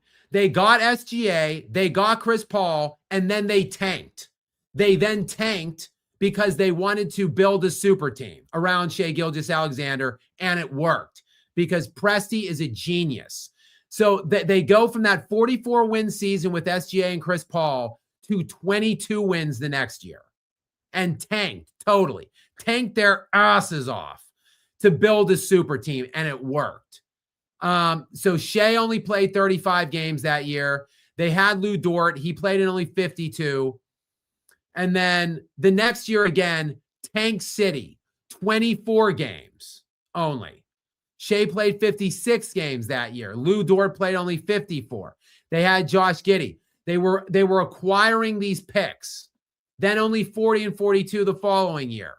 So like they go then they're dumpy all those years in a row. Then they jump right to 57 wins when they get Jalen Williams, Chet Holmgren, SGA, Lou Dort, Casey Wallace, Isaiah Joe, Aaron Wiggins. Much of the team we see now, they get that team and they jump from 40 wins to 57, then to 68, and now 64 again.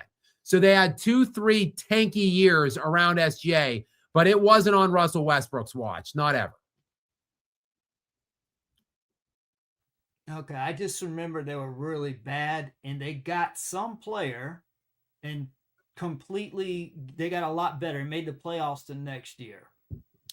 I'm looking. It was basically they got Chet Holmgren and Jalen Williams. That was pretty much what it is. They're 22-50. This was in 2020, 2021. That was Shea. That was not Chris Paul. That was not Russell Westbrook year.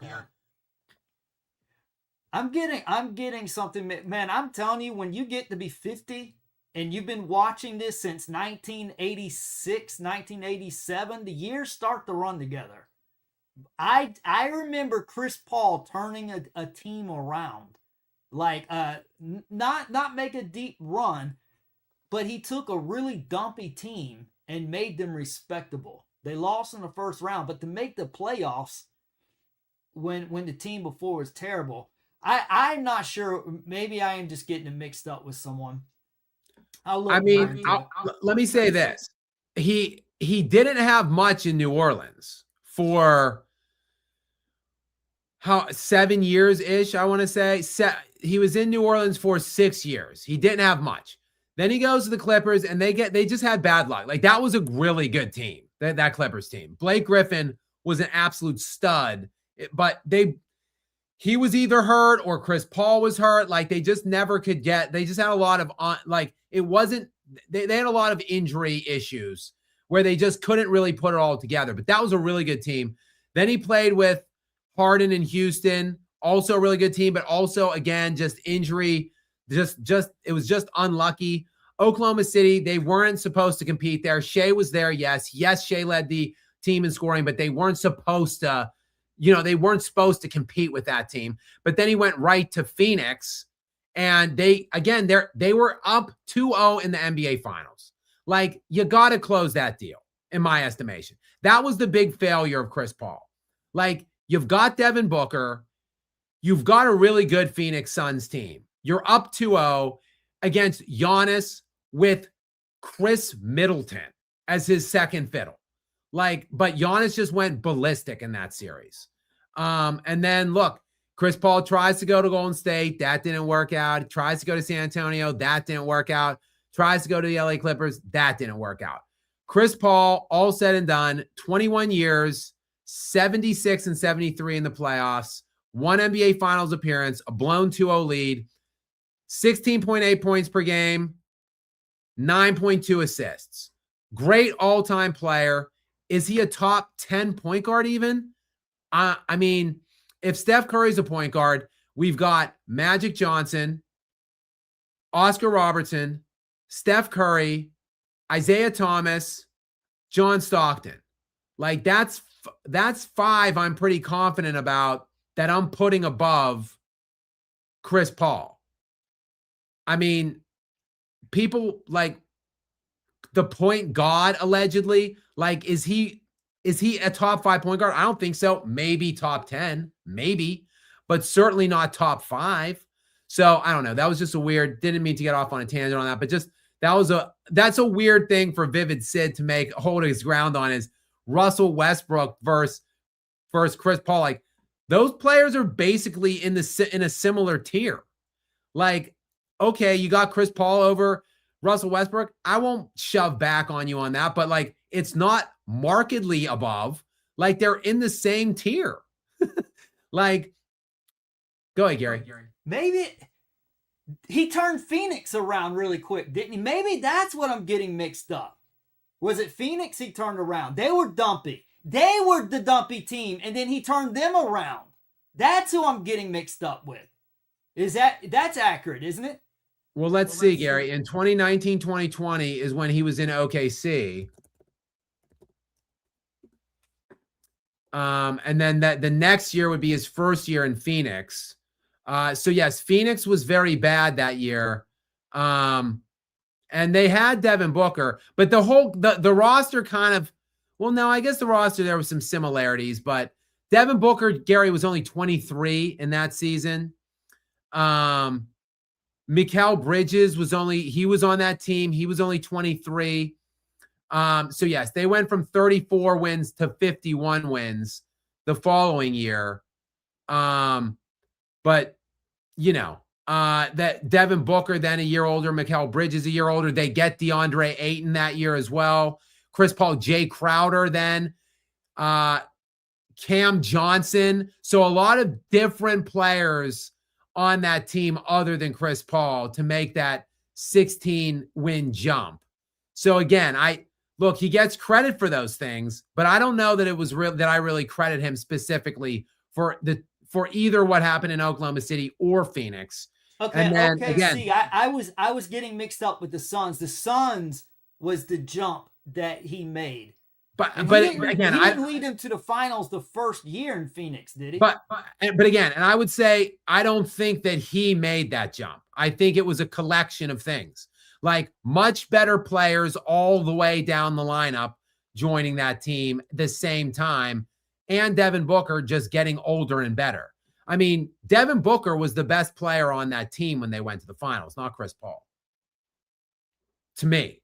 Yeah, definitely. And I remember telling you that I thought he was really good, and he did his little imitation of Kobe Bryant at times, and everyone mocked me for saying that.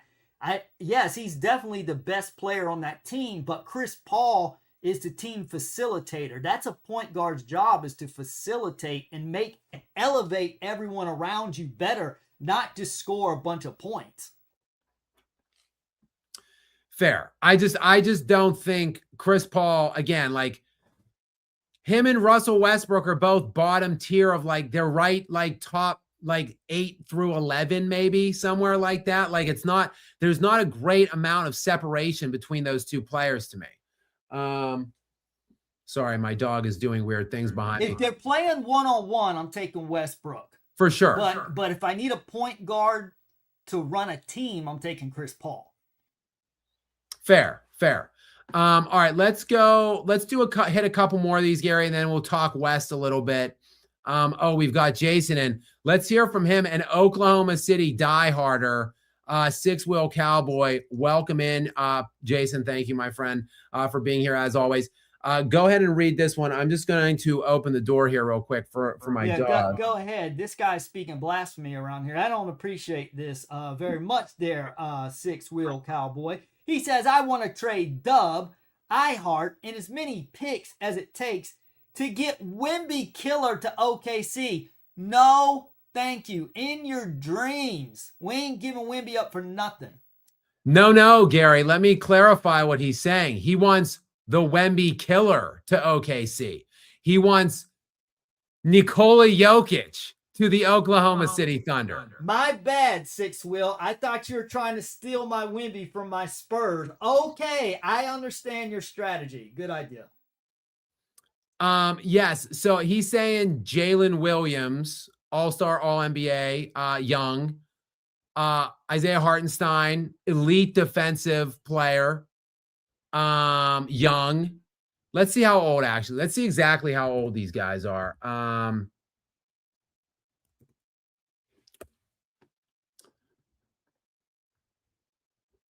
All right. So we've got right now this year, J-Dub in age 24, Isaiah Hartenstein, a little bit older, age 27.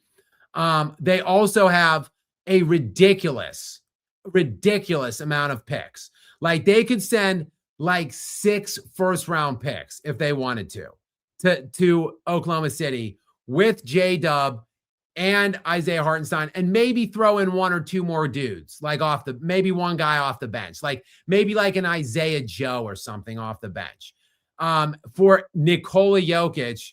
And then you go Jokic and SGA with that defense. You would have Chet as the rim protector to play on the floor alongside Jokic. You would obviously stagger Jokic and SGA's minutes. They would probably play the second and the fourth together. And other than that, not much. Like you would start probably Shea and send Jokic to the bench. Probably he would play they play like the first half of the first quarter. Then you'd send Jokic to the bench. Shea would finish the first. Then Shea would sit the first 6 minutes and then play Jokic would play the whole second, then they'd play the whole third, and then stagger in the fourth again. I don't think that team would lose a game. I don't think. Like if you had that defense with Shea and Jokic, they would win legitimately like 79 games probably in the regular season. The only time they'd lose is if they were benching or resting guys. If they played they would never lose a game as long as they're all healthy. They would be undefeated. I mean, let's get this done. This would be even crazier than The KD to the Warriors, I think. Honestly. Like, because the Warriors were 73-9. They'd won a championship the year before. KD was like the second best player. Steph was like the third best player probably in the NBA at that point. Like, you're basically putting together the two best players in the NBA right now. I mean, Wemby's in the conversation, obviously. But I don't know. I mean, that would be arguably more. That's more unbeatable than the Warriors. And the Warriors would have three-peated easily if KD didn't blow his Achilles. So, like, and look, Shea and Jokic are both very durable too. That's the other thing about this. So, like, they'd win four straight championships probably if they did that. I like where your head's at, Jason. And I don't want to, I don't want to hide things from the chat. Jason has been texting me about this already. So I kind of knew when I saw this question, I kind of knew that he's thinking that way. The NBA, the league, the fans, the world would absolutely despise this move, obviously. And the Thunder would just be unbeatable, but they have a crazy amount of first round picks. Like, they could easily, if they really wanted to get, probably Denver still looks at Jokic as ungettable, but they could get any guy that's available. Like, if they really wanted Giannis, they could add Giannis without sacrificing really anything on the team that they have right now, which is crazy to think about that. Jason, good comment, I guess. Not really a question. All right. Vivid Sid is back in with two more things back to back. Go ahead, Gary. Skap, 2021 Suns were 15th in title odds and over under. Well, can you tell me what the LA Lakers were in 2007, 2008? Look, let's look at the Phoenix Suns in 2020, 2021. Devin Booker, this is the regular season. Devin Booker, 26 points per game, led the team in scoring. Chris Paul, 16 points per game, 8.9 assists, 16.4 points per game, 8.9 assists. Mikal Bridges, 14 points per game. DeAndre Ayton, 14 points per game. Jay Crowder, 10 points per game. Cam Johnson, 10 points per game. Like, that's a good team. Like, if you want to give CP3 all the credit for that, then I guess that's a decision. Their playoff run that year, they beat the LA Lakers 4-2 in the first round. Was that the series that Jay Crowder was salsa dancing on LeBron? In that series, I think so. In that series, Chris Paul averaged 9 points per game and 7 assists. Is that what we're talking about, Vividson? Is that Chris Paul leading the 15th in title odds Phoenix Suns into the NBA Finals? The first round against the LA Lakers, Chris Paul averaged 9 points per game and 7 assists, while Devin Booker was averaging 30, 6 rebounds, and 5 assists. Like, what are we talking about? DeAndre Ayton, 15 and 11, 16 and 11 in that series. Jay Crowder, salsa dancing for 12 in that series. Mikal Bridges, 9. Like, is that what we're talking about? Chris Paul leading them to the finals and making all the difference with 9 points and 7 assists. In the next round, they beat the Denver Nuggets. That was, of course, the Denver Nuggets team with no Jamal Murray. That was 25-year-old Nikola Jokic in an MVP year with no Jamal Murray, where his second leading scorer in that series was Will Barton. His starting five was was Nikola Jokic, Michael Porter Jr., Aaron Gordon, and Facundo Campazzo. I don't even know who that is. Was in the starting five for Jokic in that series. And a great series for CP3 in that one. 25 and 10 in that one. But you also had Devin Booker, 25, 8, and 5 in that series. And then big Mikal Bridges, 16. This was a really good team, I think. Into the NBA Finals, Phoenix over the LA Clippers. Then in the NBA the Western Conference Finals, with Paul George. That was a team with Paul George, Reggie Jackson, Marcus Morris, Ivica Zubac. That was their starting five. So one of those years that Kawhi Leonard didn't even play. So Paul George was just their lead guy that year. Again, Chris Paul, good series, 24 and 8. But Devin Booker, 26, 6 and 5. DeAndre Ayton, 18 and 14. Like, this was a really good team. DeAndre Ayton was actually really good.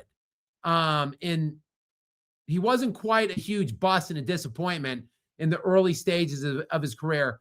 Let's check the NBA Finals. 21 points, 8 assists for Chris Paul, 28 points, 3.5 rebounds, 4 assists for Devin Booker. Look, they played a good series. They just got outclassed by Giannis Antetokounmpo was absurd in that series. And Drew Holiday, shout out to Drew Holiday. He gets some credit too because he was the one who really neutralized Chris Paul. The starting five for the Milwaukee Bucks that year was Giannis, Middleton, Holiday, Brook Lopez, and I guess PJ Tucker. I don't know. It was like Portis got time. Portis was more the sixth man. PJ Tucker played. Pat Connaughton.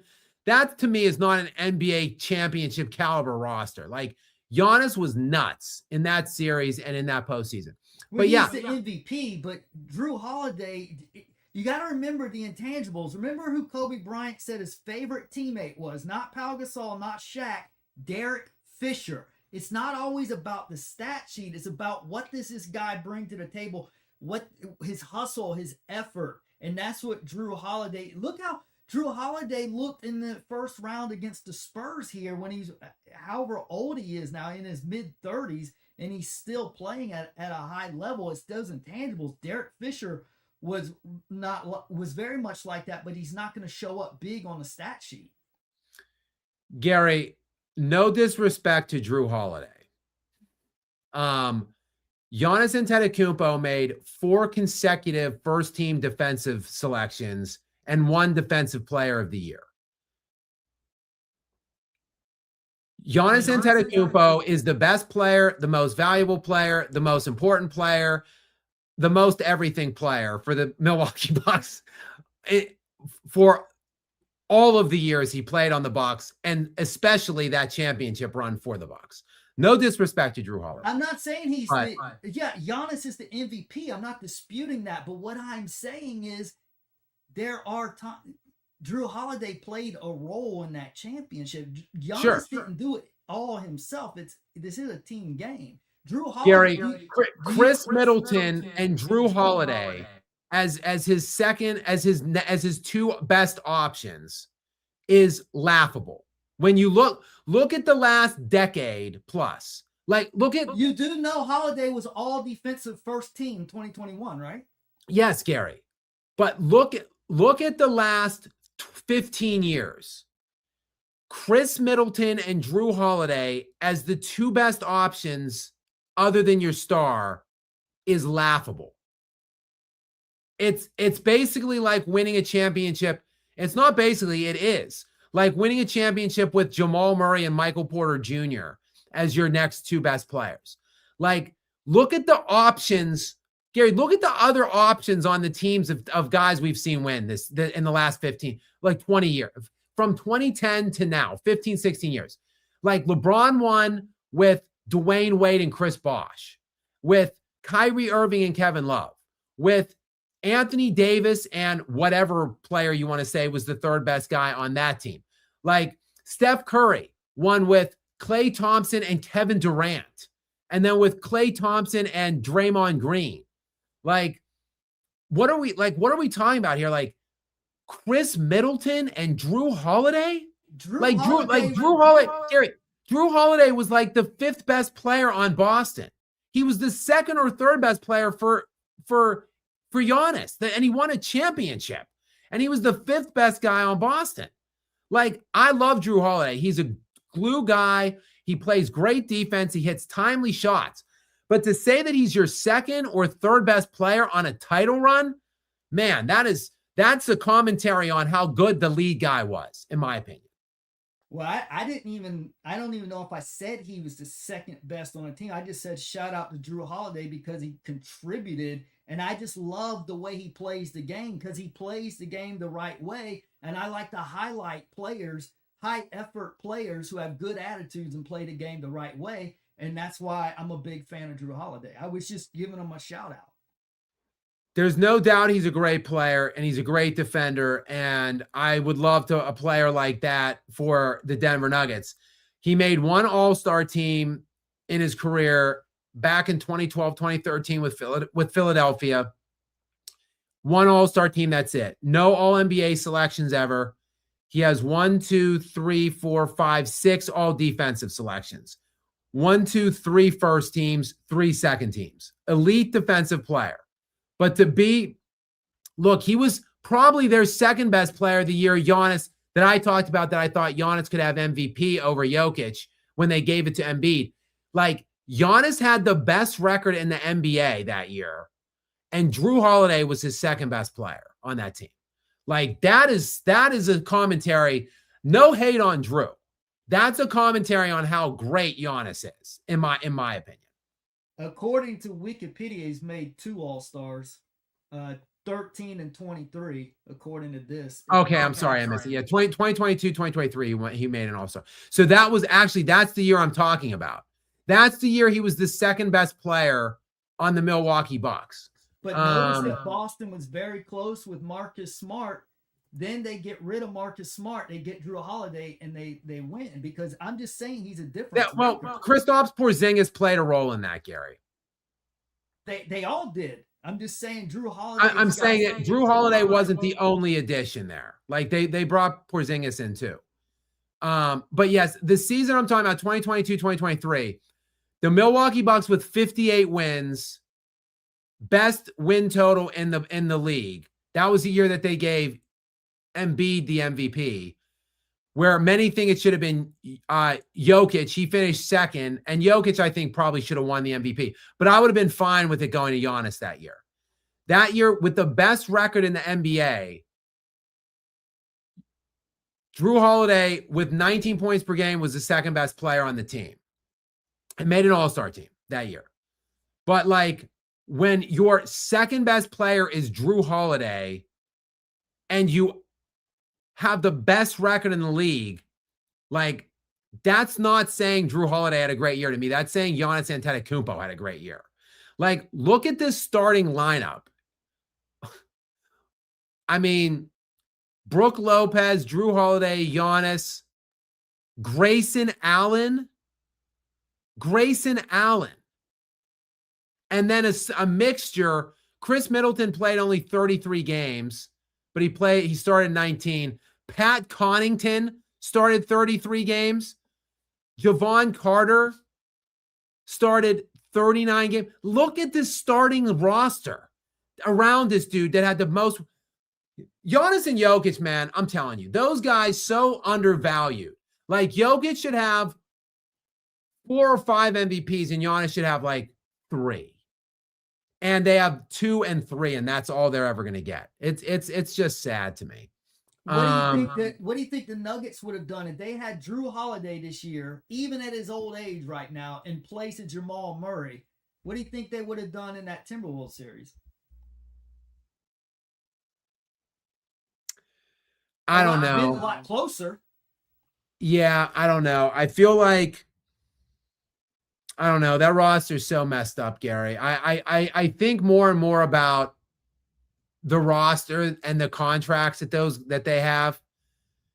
It's just so depressing. The money that like Aaron Gordon's making, Jamal Murray's making, Christian Brown's making. It's and then they've got Cam Johnson on a really cheap contract that they need to re-up or trade. They're probably going to trade because they're stupid. And then they're going to try to keep Peyton Watson, but they might let him walk too. Like they should prioritize keeping Cam and Peyton Watson, but who knows if they can because they have these other bloated, outrageous contracts. But yeah, I mean, Drew Holiday, look, he's been a good player. He's had some good years. He's an elite defensive player. But like in Boston, like he averaged 12 points per game in Boston the year they won the championship. Like that's more of the player I think of him as, like 10 to 15 points per game and elite defense, like a Marcus Smart role. Like I don't think like he shouldn't be your second best player on the team. Was my point. Like I'm not trying to shade or throw any shade on Drew Holiday. I think Middleton probably was the second best and Drew was the third best. No, because Middleton, Gary, that year played in only 33 games of 82. And he didn't play in the playoffs. Middleton played when they won a championship. You're saying he didn't play at all? Yeah, I'm talking about the year 2022, 2023.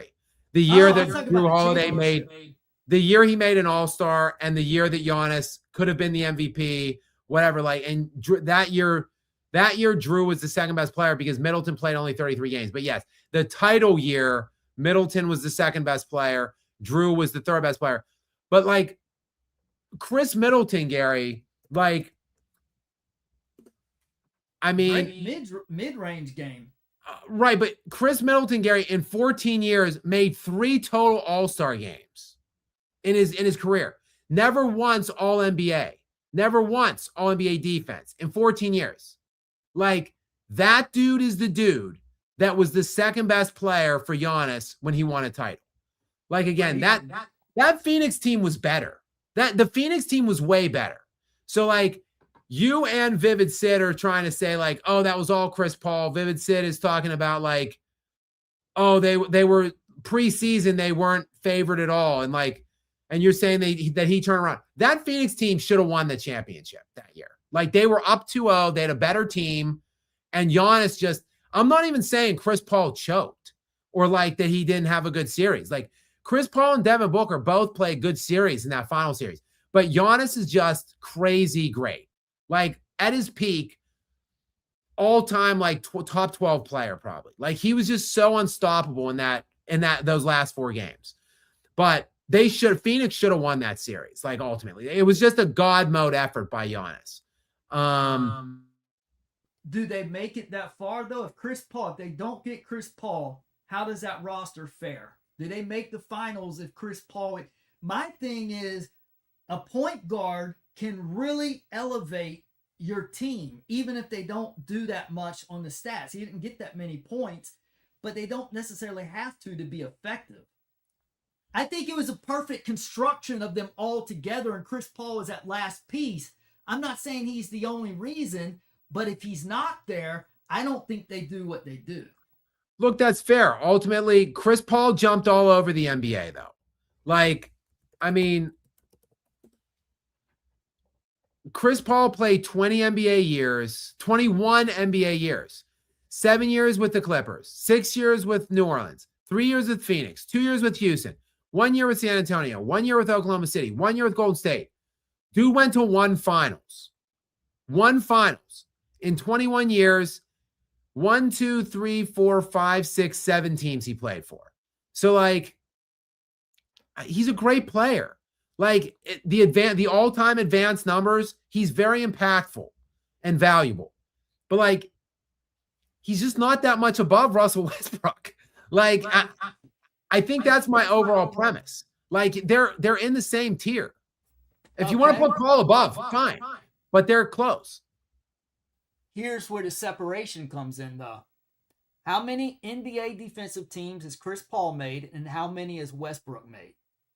Probably none for Russ, maybe 2, and CP3 probably like 8 or 9 probably. Yeah, there was 9 for CP3 and none for Westbrook. So that's a huge difference, and that translates to winning on the court. Fair, Gary.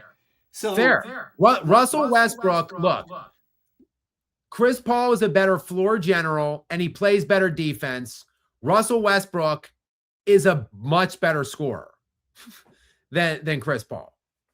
Like, so when you're not exerting as much energy on the defensive floor, you're going to have more energy on the offensive floor. I'm not, Gary, I think I'm not like all about the stats, the box stats, the raw stats. But like when neither of them have won anything, like Chris Paul, again, in 21 years and 7 teams, went to 1 NBA Finals and blew a 2-0 lead and won no championships. Like when neither of them have won, like if CP3 had 3 rings or 2 rings or even 1 ring, like, but when neither of them have won anything, like you do have to kind of look at the stats. Like Russell Westbrook is the 14th leading scorer in NBA history. I mean, that's kind of impressive. If you ask me. I could go back and forth all day. So I'm just going to hold it because we can go, because I've already got things in my head. I'm like, nope. We can you can continue on if you have another point, or if you wanted to just jump to another super chat, whatever you want to do. I mean, Russell Westbrook is such a unique specimen of a player. He really is. Like, he is. I understand the criticisms of him. I do. And if it's Steph Curry head to head, I mean, Russell Westbrook is basically better individually, statistically, in the raw statistics. He's better at everything than Steph Curry, other than shooting. But like, I understand, like there's a gravity to Steph Curry. There's a value that doesn't show up in the box scores to Steph Curry. Like the advanced analytics bear that out. The on-offs, the net swings all bear that out.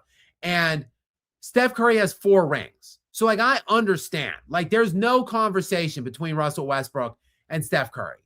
I get that. But the fact that Chris Paul, like, I don't understand the reverence for Chris Paul when he went to 1 NBA Finals in 21 years. Like, and when I look at these numbers are ridiculous. Like, one of these years for Russ, like, this isn't even close to one of his best years. Not even close. 28 points per game, 9 assists, and 7 rebounds. Like, that's not even a top 4 season for him. Those are crazy numbers. Like, he led the league in scoring twice and led the league in assists 3 times in his NBA career. That is extraordinarily rare to be able to do that in a career.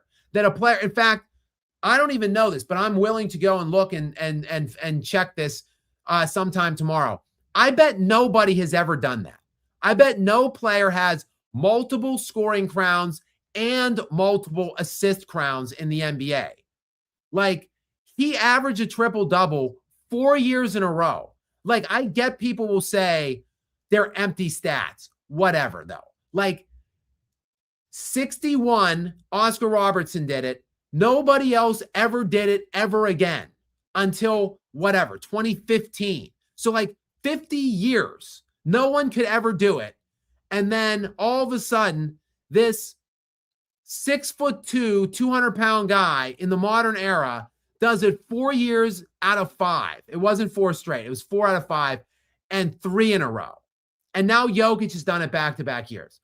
But still, like, 32, 11, and 10? Like, that's a crazy line. It's just crazy. Like, I get that people will say, oh, he's not a winner. Oh, blah, blah, blah. But like, I'm just not seeing this. The Chris Paul is exponent. Like Vivid Sid just keeps spewing these Chris Paul. Vivid Sid, I don't want to see another single super chat from you if it doesn't have where you rank Chris Paul all time and where you rank Russell Westbrook all time. Or you don't even have to go all time.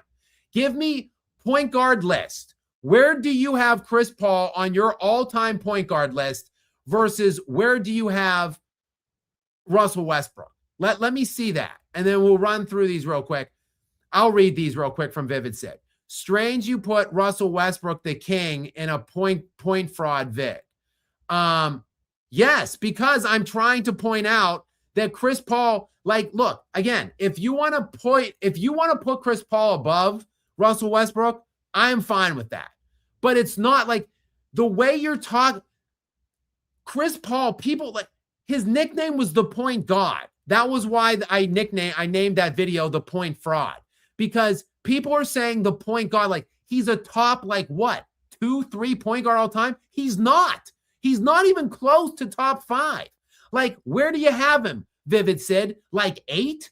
And Russell Westbrook, like 11? Like, okay, I'll give you that. But like, of course I put Russell Westbrook in that video because everybody shits all over Russell Westbrook. And then they slobber all over Chris Paul. Like there's this some cavernous void between the two of them. There's not. What are you talking about, Vivid Sid? Let me see here. I thought you were against stats and for impact. Yes, this is what I'm talking about. Steph Curry is dwarfed in stats by Russell Westbrook. Dwarfed. But I understand the impact, the value, the importance that Steph Curry provides, the winning plays that he made, the fact that he is a 4-time champion. Chris Paul went to 1 finals in 21 years and jumped all over the NBA. He went 7 different teams to make 1 final series and blow a 2-0 lead. Show me the impact. Show me it. Like, I'm not seeing it. So go ahead, Gary. I'm saying that I think the reason that people like Chris Paul, the reason that I respect him, is because of the way he elevates his team. He went to a crappy Hornets team. They became good. He went to a crappy Clippers team. They were good for a while. He went to a Rockets team. They were good for a while. And then he went to the Suns, and they made the finals. And yes, he didn't want anything, but he's also been hampered by a litany of injuries throughout his career. So I think that's played a factor as well, why he didn't ever actually win a championship. Like I always say, Gary, sports are a results industry ultimately. And I understand you saying like unluckiness, blah, blah, blah. Like you can't find a way in 21 years to 1 single title. If you're like the great, like a top 3 or 4 point guard ever, like you can't find your way to 1. Like, well, obviously John Stockton didn't. And I think he might be like the 5th best. So I guess that would be a fair defense of Chris Paul. But John Stockton also played on 1 team his whole career. Like, I think that goes into this too. Like Jokic's 1 ring is more impressive to me because he's going to stay in Denver the whole time. Like it's harder to build championship caliber teams when you're not jumping all over. Like teams they get in bad contract situations. They get maxed out and they get pushed up against the luxury tax, et cetera, et cetera. Guys age out. They're on terrible contracts. Like it's hard. Like you waste years of your prime with shitty contracts around you. Like, but the people that stay, like, yeah, it's harder to compete. It's harder to find those rings. Chris Paul, he went to 7 teams. So like, to me, like that, and look, Russell Westbrook did too. Like he jumped all over too. So like they're the same to me. Like there's not a market difference. Yes, Chris Paul, all of his advanced numbers are better. He did impact winning more. Yeah, fine. He's above all time Russell Westbrook. And there's not a huge gap between the two. There's just not in my estimation. You know what? They're very different players. So maybe maybe it's not fair to compare them because they really are really different. All right. Next in, I just want to blow through, Gary. I'll take these vivid ones because there's just some quick ones. The impact Skap, Russell Westbrook tanked Rockets after CP trade. Because there was such an abundance of championships for the Houston Rockets with Chris Paul versus Russell Westbrook. They were good though. They went to the Western Finals. They were good though. They went to the Western Finals against Golden State, and didn't they take them to 6 or 7? And I think Russell, I think Gary, to your point, I'm pretty sure that was maybe Chris Paul was hurt in one of those games, like one of those latter series games. Look, I think a fair commentary about Russell Westbrook would be he doesn't fit in like every system. Like he can't go. He's kind of like LeBron. He's like a little mini LeBron. Like he doesn't fit in every system. He can't just go and fit in. Like Kevin Durant is plug and play. You can just drop KD in and he'll find his way and make it work. Chris Paul is a true point guard. So like he is more pliable. Like he can go in more areas, and I think he can be more translatable from situation to situation. If Russell Westbrook isn't in the right context or system, then things could look really poorly. Like, oh, I don't know, when you try running LeBron and Russell Westbrook together on the same team, like obviously that shit wasn't going to work. But I think there is some point to that. Look, you can even say like maybe Russell Westbrook isn't even really a point. See, point guard line, he has more of a scoring mentality, quite frankly. Like he has gaudy assist totals in some years, but I think he's more of a natural scorer than he is facilitator. Though I really liked having him on with the Nuggets, watching him his 1 year with Denver. I really liked the things that he provided. Okay, one more from Vivid Sid. CP 7 through 10, Westbrook 15, Lillard, etc. 20th plus.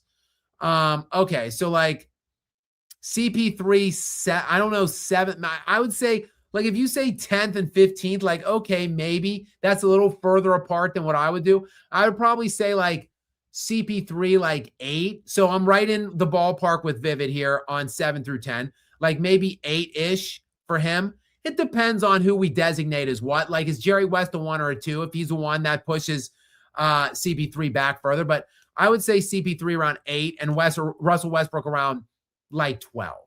So like 11 or 12. So maybe like 3-ish spots segregate these guys. I think they're both top 13, barely top 10. I mean, they're close all-time players. Like neither of them have won anything. Chris Paul is probably a more valuable and a more useful pure point guard who played better defense. And Russell Westbrook is just a statistical anomaly. Like he's on the Mount Rushmore of stats. Like it's probably Wilt, LeBron, Jokic, and Russell Westbrook on the Mount Rushmore of stats.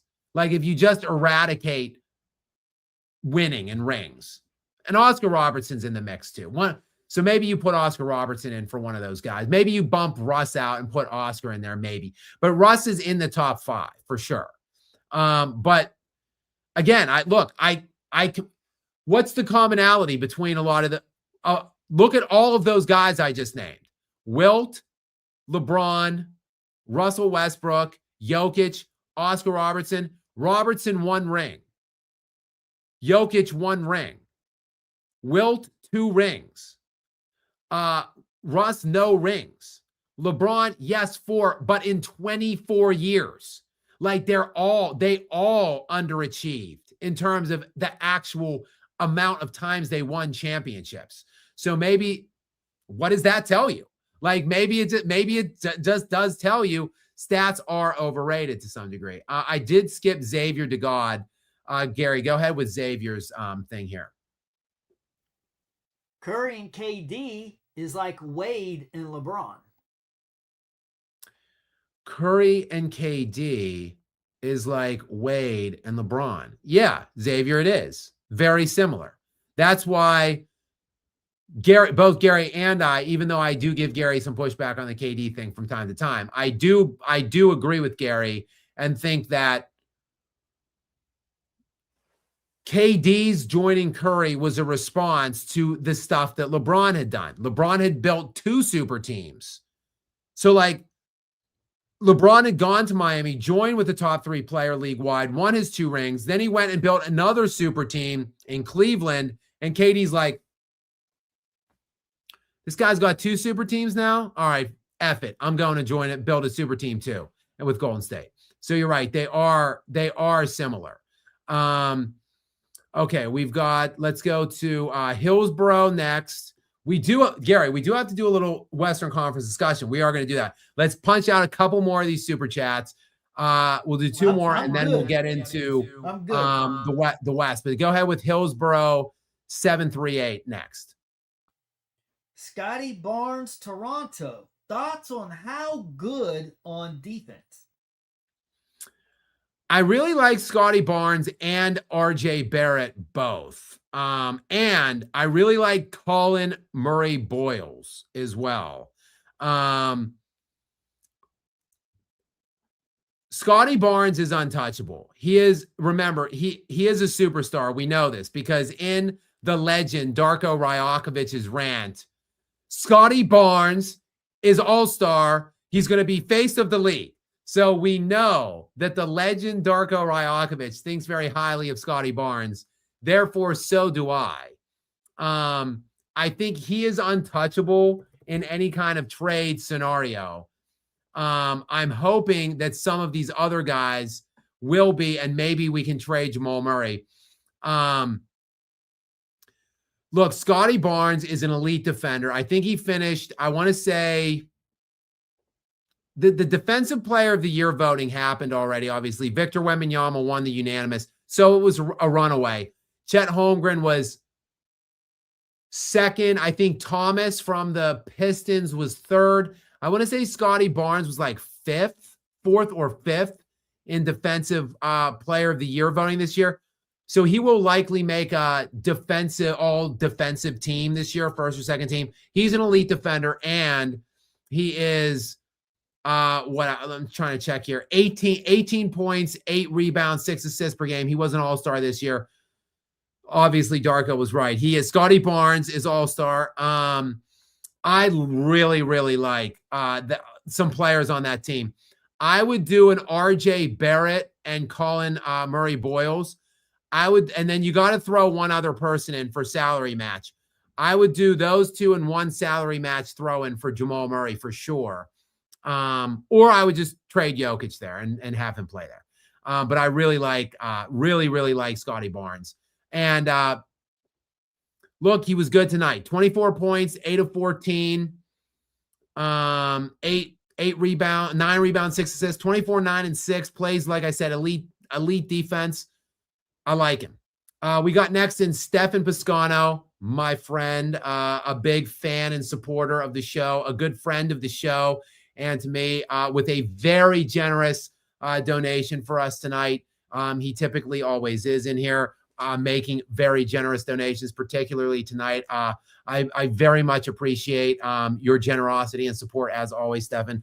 Gary, go ahead with the question or comment. I see I don't want to keep this going more, but I get that we're going to get some more gasoline sprinkled onto our fire. Go ahead and read the question or comment from Stefan.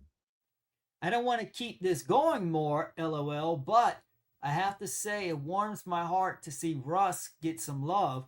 On that note, what players' legacies have been most damaged by Legacies media team? I've got Russ 1, Isaiah Thomas 2, 3 Kevin Love, 4 Wade, and 5 Kobe. That's a good question. Yeah, Russ obviously gets the entire blame for that Lakers disaster, which was like, what year was it? Was it 2021? Or was it 2022? It had to be. I think it was the year after they won the title, I believe. So they win the title in that shortened season, 52 wins, really great team. That title team was really good. Like, it wasn't just AD and LeBron. Kentavious Caldwell-Pope, Kyle Kuzma, Danny Green, Avery Bradley, Rajon Rondo, Dwight Howard, Alex Caruso. Like, that was a really good team. They won the NBA championship. The next season was not the Russ. It must have been the year after. The year after, so they win the championship. The next year they win 40. They only go 42-40. The next year they bring in Russell Westbrook, and it was a disaster. 33-49 with the roster of LeBron James, Anthony Davis, Russell Westbrook, Carmelo Anthony. Just a crazy combination of Isaiah Thomas, to your point. And it went horribly bad. And Russell Westbrook gets all of the criticism, but like, he played 78 games that year. Anthony Davis played 40. LeBron played 56. So Russ played 78, 19 points per game, 7 rebounds, 7 assists. Like, I don't think Russ was to blame for that disaster. But yes, to your point, Stephen, he got slandered. He got the Westbrook moniker was born in LA. But to your question on your list, Kevin Love's entire career was destroyed by LeBron James. Like, that guy was so elite before he went to join LeBron. And now people are like, 15 years later, people are like, what super team? That wasn't a super team. That was just LeBron and Kyrie Irving and scrubs. Kevin Love was a straight scrub. Like, the year before they teamed up, Kevin Love was a top 5 NBA player. Like, that's not a joke. He was a top 5 player. He was second team All-NBA, but that was only because Kevin Durant and LeBron James were first team at the forward spots. Other than that, Kevin Love would have been first team because he was top 3 league-wide in PER, BPM, VORP, and win share. Top 3. And he was even second in some of those things. Top 3 behind only Kevin Durant and LeBron that year. That was how good Kevin Love was the year before he went to join with LeBron and Kyrie Irving. So Kevin Love's on the list. Wade for sure on the list. Kobe for sure on the list. I feel like Chris Bosh has to be on the list too, though, right? Like, Chris Bosh was another one. People are like, yo, Chris Bosh is just a bum. Like, that guy made 11 All-Stars in 13 seasons that he played in the NBA before he unfortunately had to retire early with a heart issue or blood clot issues. So he only was able to play 13 years in the NBA, 11 All-Star appearances. And yet when you hear people talk about this dude, he's the main scapegoat for why they only had the 2 rings in Miami. Well, and Wade too, because of course Wade was washed up. He was a bum. His knees were terrible and shot. So yes, Wade gets a lot of the slander, but same with with Chris Bosh. So I'd say you have a pretty stellar list there, Stefan. But I would find a way to put Slide Bosh on there. And then if we were talking in reverse, like who has been promoted or elevated the most by the LeBron media team, I mean, it would have to be Pau Gasol and Scottie Pippen for sure, right? Like, Gary, what players have been most like to built weaken Kobe and Jordan is your point, correct? Yes. So they're going to blow up Pau Gasol and make it look like, well, he was the reason, you know, they won. Well, sure, LeBron had Dwayne Wade and Chris Bosh, but Kobe had Pau Gasol.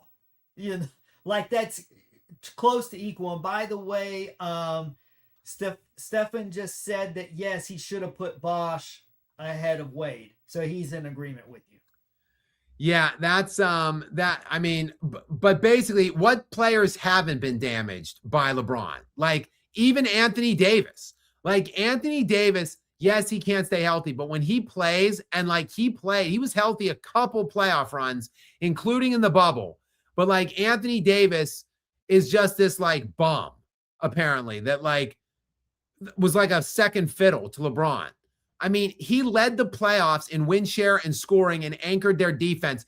The year that they won the title in 2020, Anthony Davis was first team All-NBA, first team All NBA defense, 6th in league MVP, 2nd in defensive player of the year, and led the playoffs in win share and scoring. And he's just some afterthought somehow. So basically, to Stefan's question, like the answer is every star basically that plays with LeBron, their legacy is intrinsically altered in a negative way, because you get no credit for winning and all the blame for losing when you play with LeBron. It's the worst deal in all of sports. I have no idea why anybody signs up for that or accepts that arrangement. It's absolutely You can tell ridiculous. Luka doesn't like playing with him either. But see, Luka and Kyrie didn't choose it. They were thrust into it. So, and hopefully Luka, I'm sure they want to get rid of LeBron this summer. I don't, however it ends the rest of the way, this I think will be LeBron's last year in LA, hopefully. But we'll see. Some people might be drunk on this first round series against Houston, and forget about the previous 7 years where they didn't get out of the first round in 5 of the 7 years coming into this one. But thank you, Stephen, and shout out to Vacation Wealth Partners. I just want to give them a very kind and warm shout out and thank you as well. Go ahead, Gary. And just for the record, yeah, Russ gets on my nerves because he makes so many bone-headed plays and he can be a ball hog. But there's never been, and I'll say the same thing about LeBron. LeBron and Russell Westbrook, both of them, there's never been another player like them. And there probably never will be. They're very, very unique. And if I was in LeBron's ear, if I was counseling him, I would say, quit with the bullshit GOAT case. Let's just promote you as just being such a unique player. Let's fucking celebrate LeBron James. We don't need to compare you to Kobe or Jordan. So what if, just like look at Incorruptible, he loves KG, but he doesn't ever say, yeah, KG's better than Duncan. He knows Duncan's better, but his preference is KG, which is fine. And you know what? There will be plenty of people who would just say, I'm not saying LeBron's better than Jordan or Kobe, but I personally like LeBron better than those guys. There will be plenty of those guys, but instead what you have is a bunch of people like you and me who can't stand him because we have to defend his bogus case as if he's in the same tiers with Kobe and with Jordan, in which he's not. And with Westbrook, no, he's not as good as Chris Paul. But if you say, I like Westbrook better, he's more fun, I'm okay with that. That's fine too. So my point is, you said last night, I know you hate Russ. I don't hate Russ. I get annoyed with Russ because he doesn't elevate his team the way a point guard is supposed to. But, man, oh man, is he fun to watch. And the way he attacks, I can't think of a lot of players like him who attacks the rim as violently. It's like he hates that. I'm like, Russ, what did that rim do to you? He like attacks that rim like very few players I've ever seen. He's a ton of fun. And back in 2012, in 2011, 2012, when he was with KD and Harden, I loved OKC for all 4 of those guys. I love the construction of OKC. So it's not that I hate Westbrook. It's just that I get annoyed with the boneheaded plays. To your point, what he did with Jokic had his career game last year, 60-something points, and they had the game won until Russ turned the ball over like 2 plays in a row to lose a game that they had in the bag, and then the Nuggets lost by a point. He just boneheaded plays like that just irritate me about him, but he's unique. I give him his credit, and it's always fun when you can find those really unique players that stand out. I would say, if I had to say LeBron, I kind of thought about this. He's like David West. He's like Jerry Stackhouse in David West's body. He's like athletic and agile like Jerry Stackhouse, but built like David West. Would you say that's a good comparison? Yeah, I'll say this though about Russ too. Like, I don't think the second part of his career was not kind to him. I think basically when he hit 30, it was like his body kind of just broke down. And that was when he left OKC. So for the first roughly 10 years of his career, 11 years from age 20 to 30, when he was in OKC, the dude played a lot.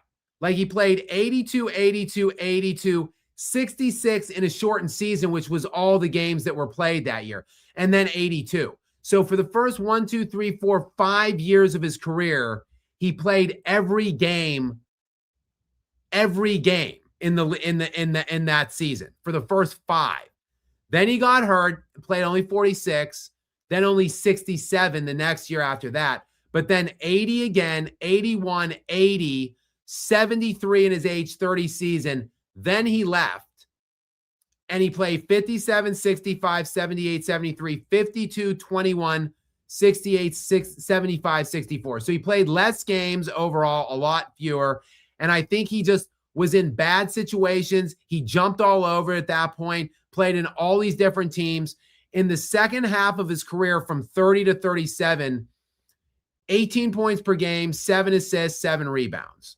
In the first 11 years of his career, when he was in OKC, more durably playing, I feel like 23 points, 8 assists, 7.5 rebounds. So there's been, I think, a stark differential from the first part to the second part. I think his body's kind of breaking down in the second half of his career. He's in bad systematic.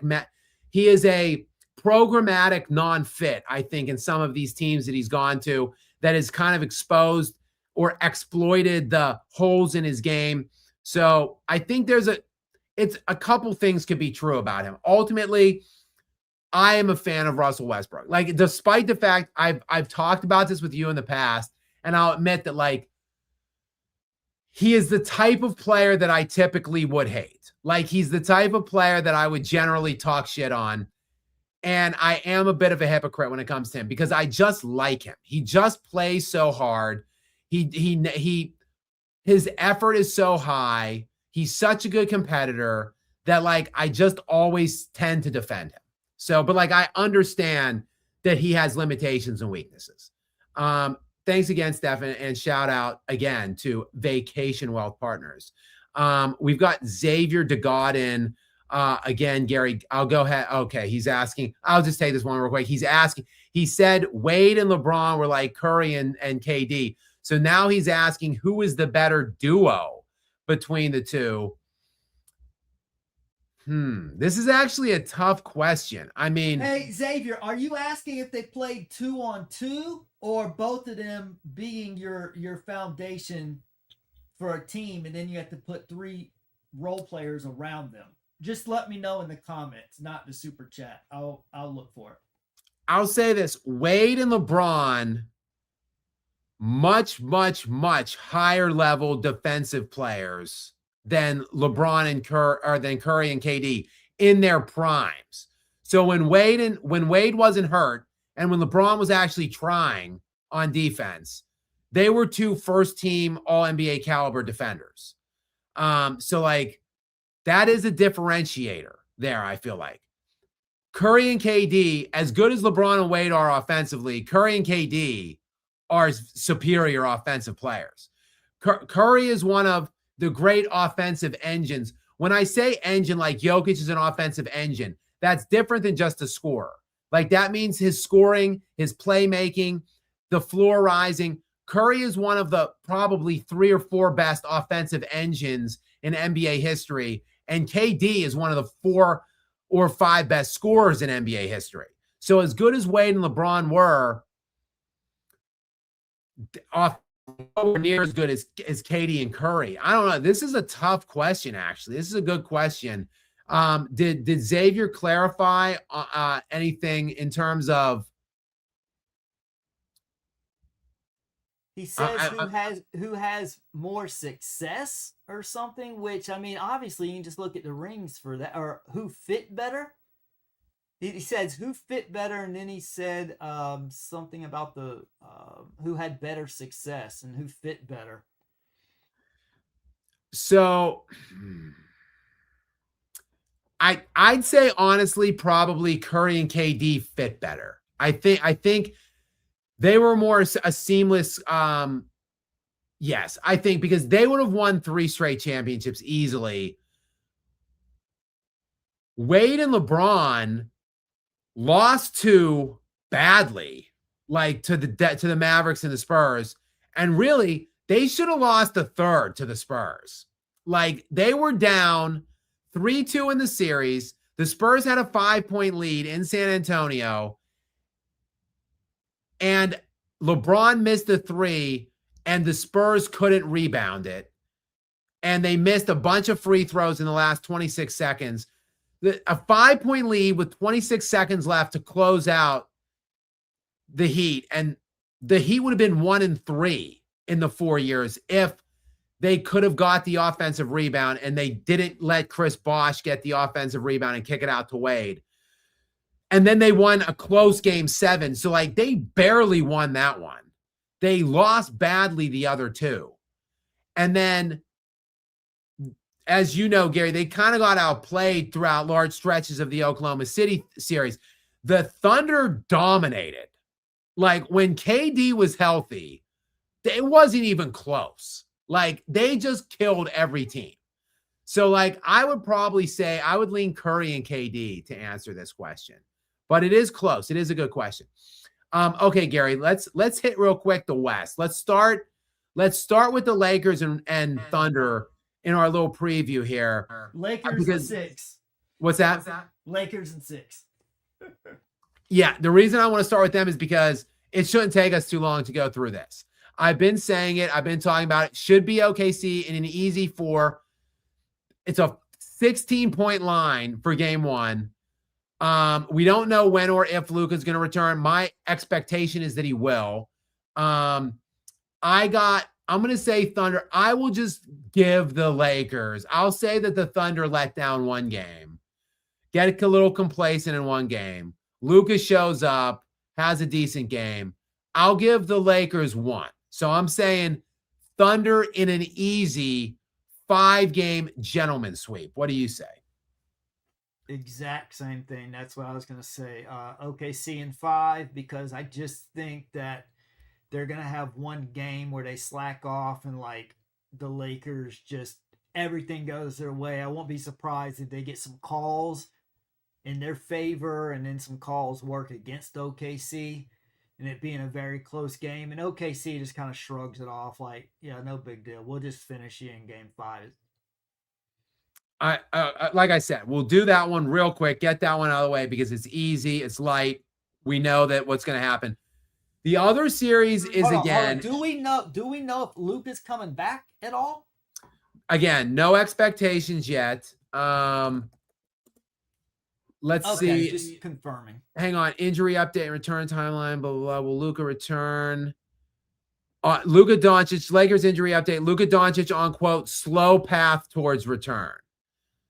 So not sounding altogether that good. Not looking good for Lakers. Luka's injury situation is not looking good for Lakers. Continues to recover. Slow path.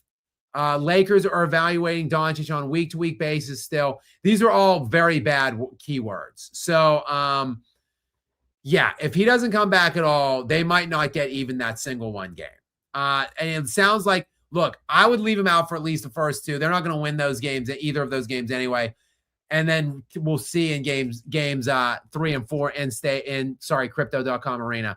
My expectation is he's out there for the first 2 games. The Thunder will roar out of the gates in this opening game and second game. So, like I said, let's get that out of the way. It's easy. It's quick. The thing I like about the Spurs and the Timberwolves, really, and the thing I like about the Timberwolves in general, they engender a lot of hatred. Like everybody seems to just hate the Timberwolves. Like the Nuggets hate them. The Spurs hate them. The Thunder hate them. I kind of like the Timberwolves because They just have that edge about them and that chip on their shoulder that just brings out the competitive excellence. And you don't really look, the Spurs rather, and Wemby, they're just a competitive group. And like they will compete with anybody. I like this series setup with or without Ant-Man. I think Ant-Man does come back in either game 2 or 3.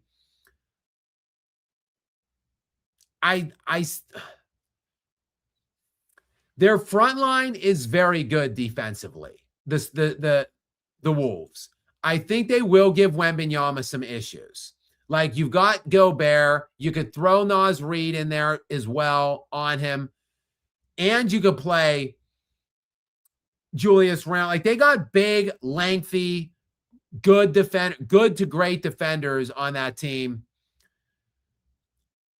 I think this will be a harder series than people are estimating for the Spurs, but I still like the Spurs. I think I like the Spurs in 6 in this one, Gary. Okay. What do you think? To be honest, I don't really know. This is what I think. I think the Spurs are building a dynasty. I think we're going to win off a lot of championships as long as they're healthy. If they're not healthy, then all bets are off the table, obviously.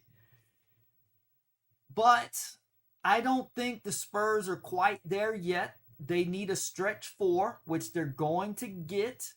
I really feel they whiffed last year in the draft. Are you familiar with Maxime on the Sacramento Kings? They could have had him. They took some dude they traded like 4 picks before him.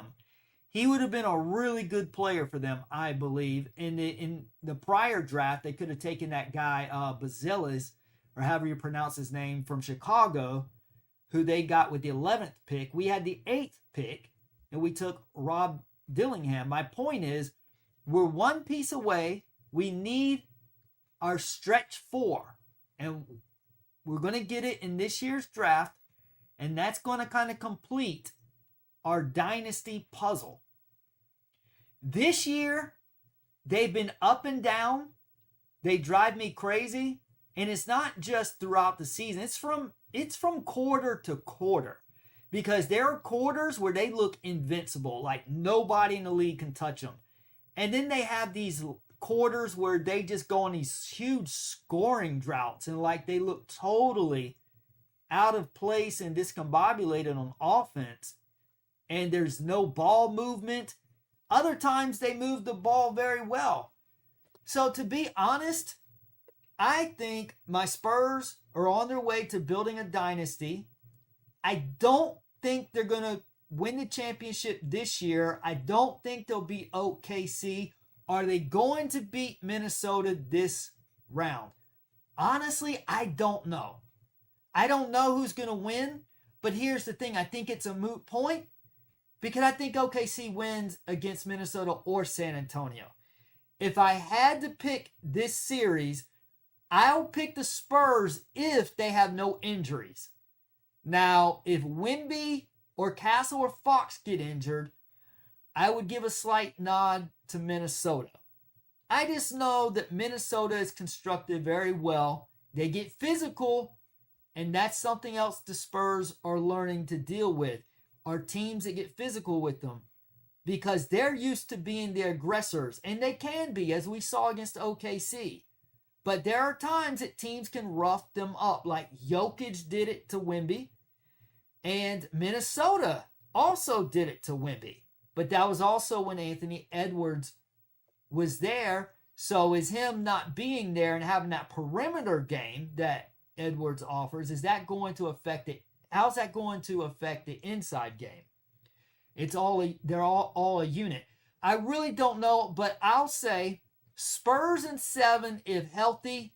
If not, then I'd say the Timberwolves may get them in 7. But I think OKC is going to win in the Western Conference Finals either way. Yeah, I mean, I do agree the Thunder will move on more than likely, but that will be a great series.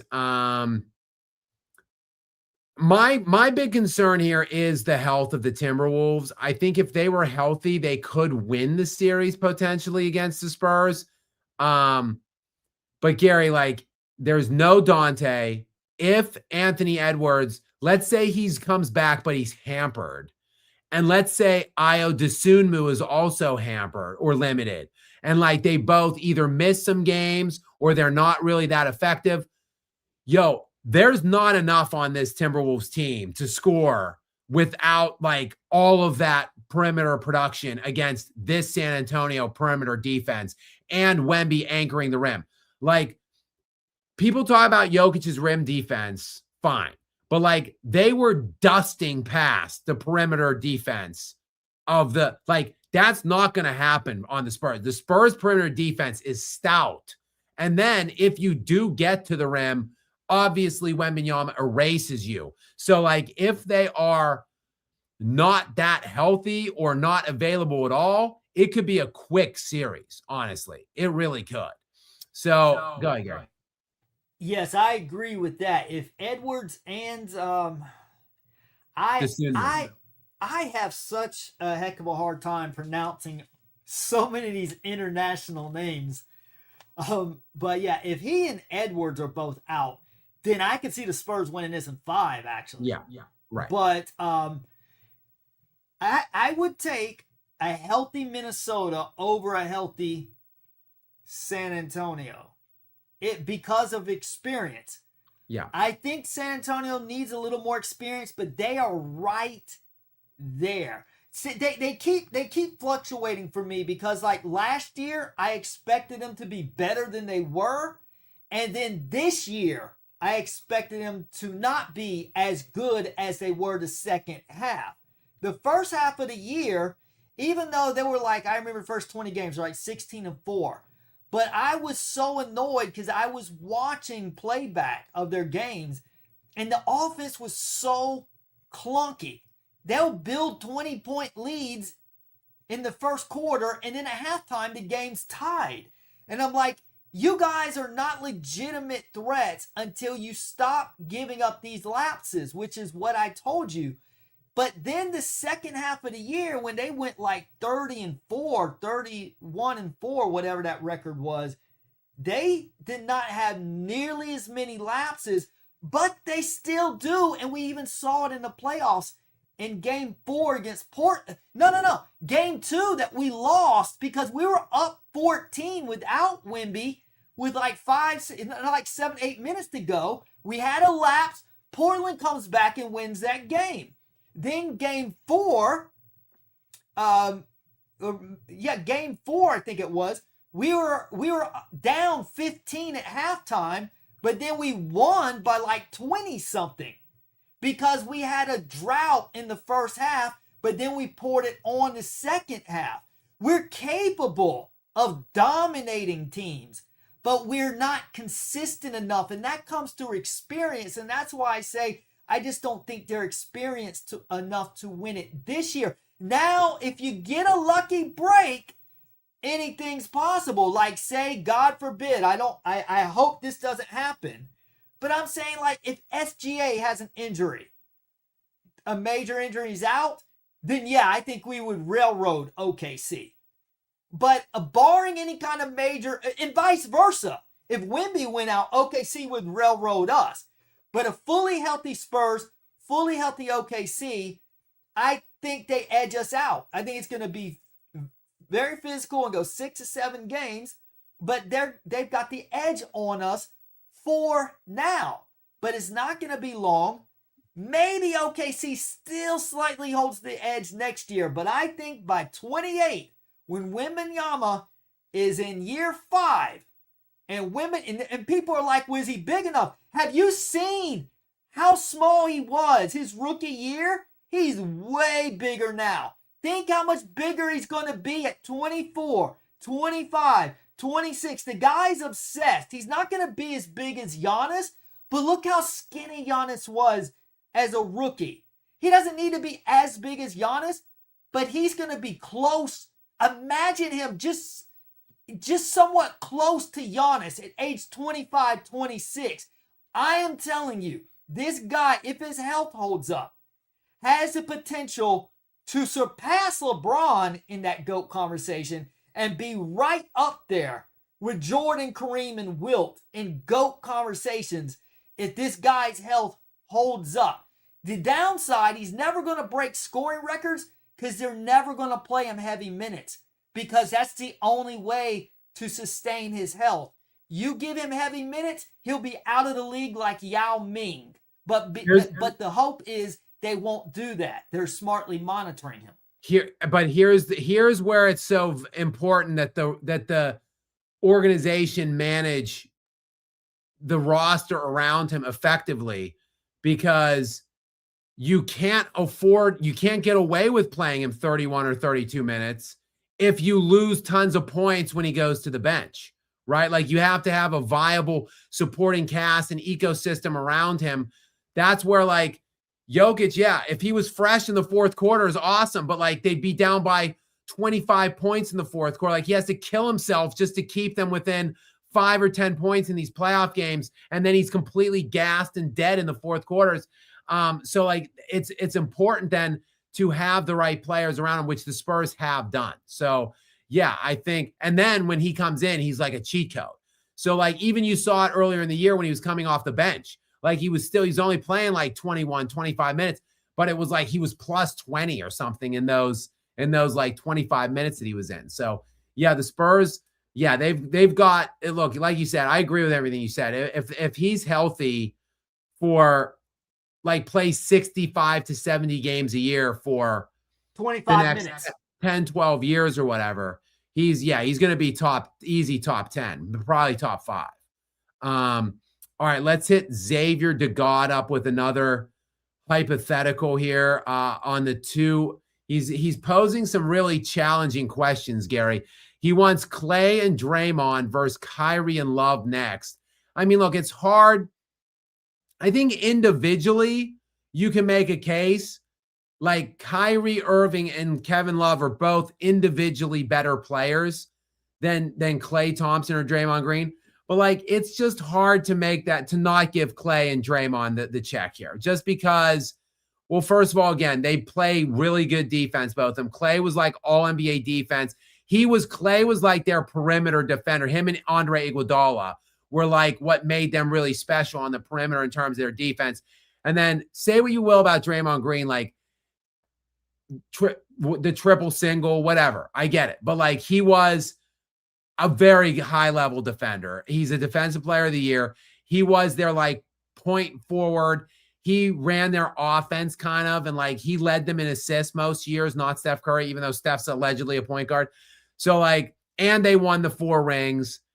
It's hard for me as a tandem, as a duo. I'm giving Clay and Dre the check over Kyrie and Love, even though like if we're just looking at individual players by player basis, maybe Kyrie is better than Clay and maybe Love better than Draymond, though no one will give Love that now with the way the second half of Love's career went. But in Minnesota, Love was a beast. Like, I'm telling you, Love was like easy top 10, fringe top 5 when he was in Minnesota before he ruined his own career by going to Cleveland.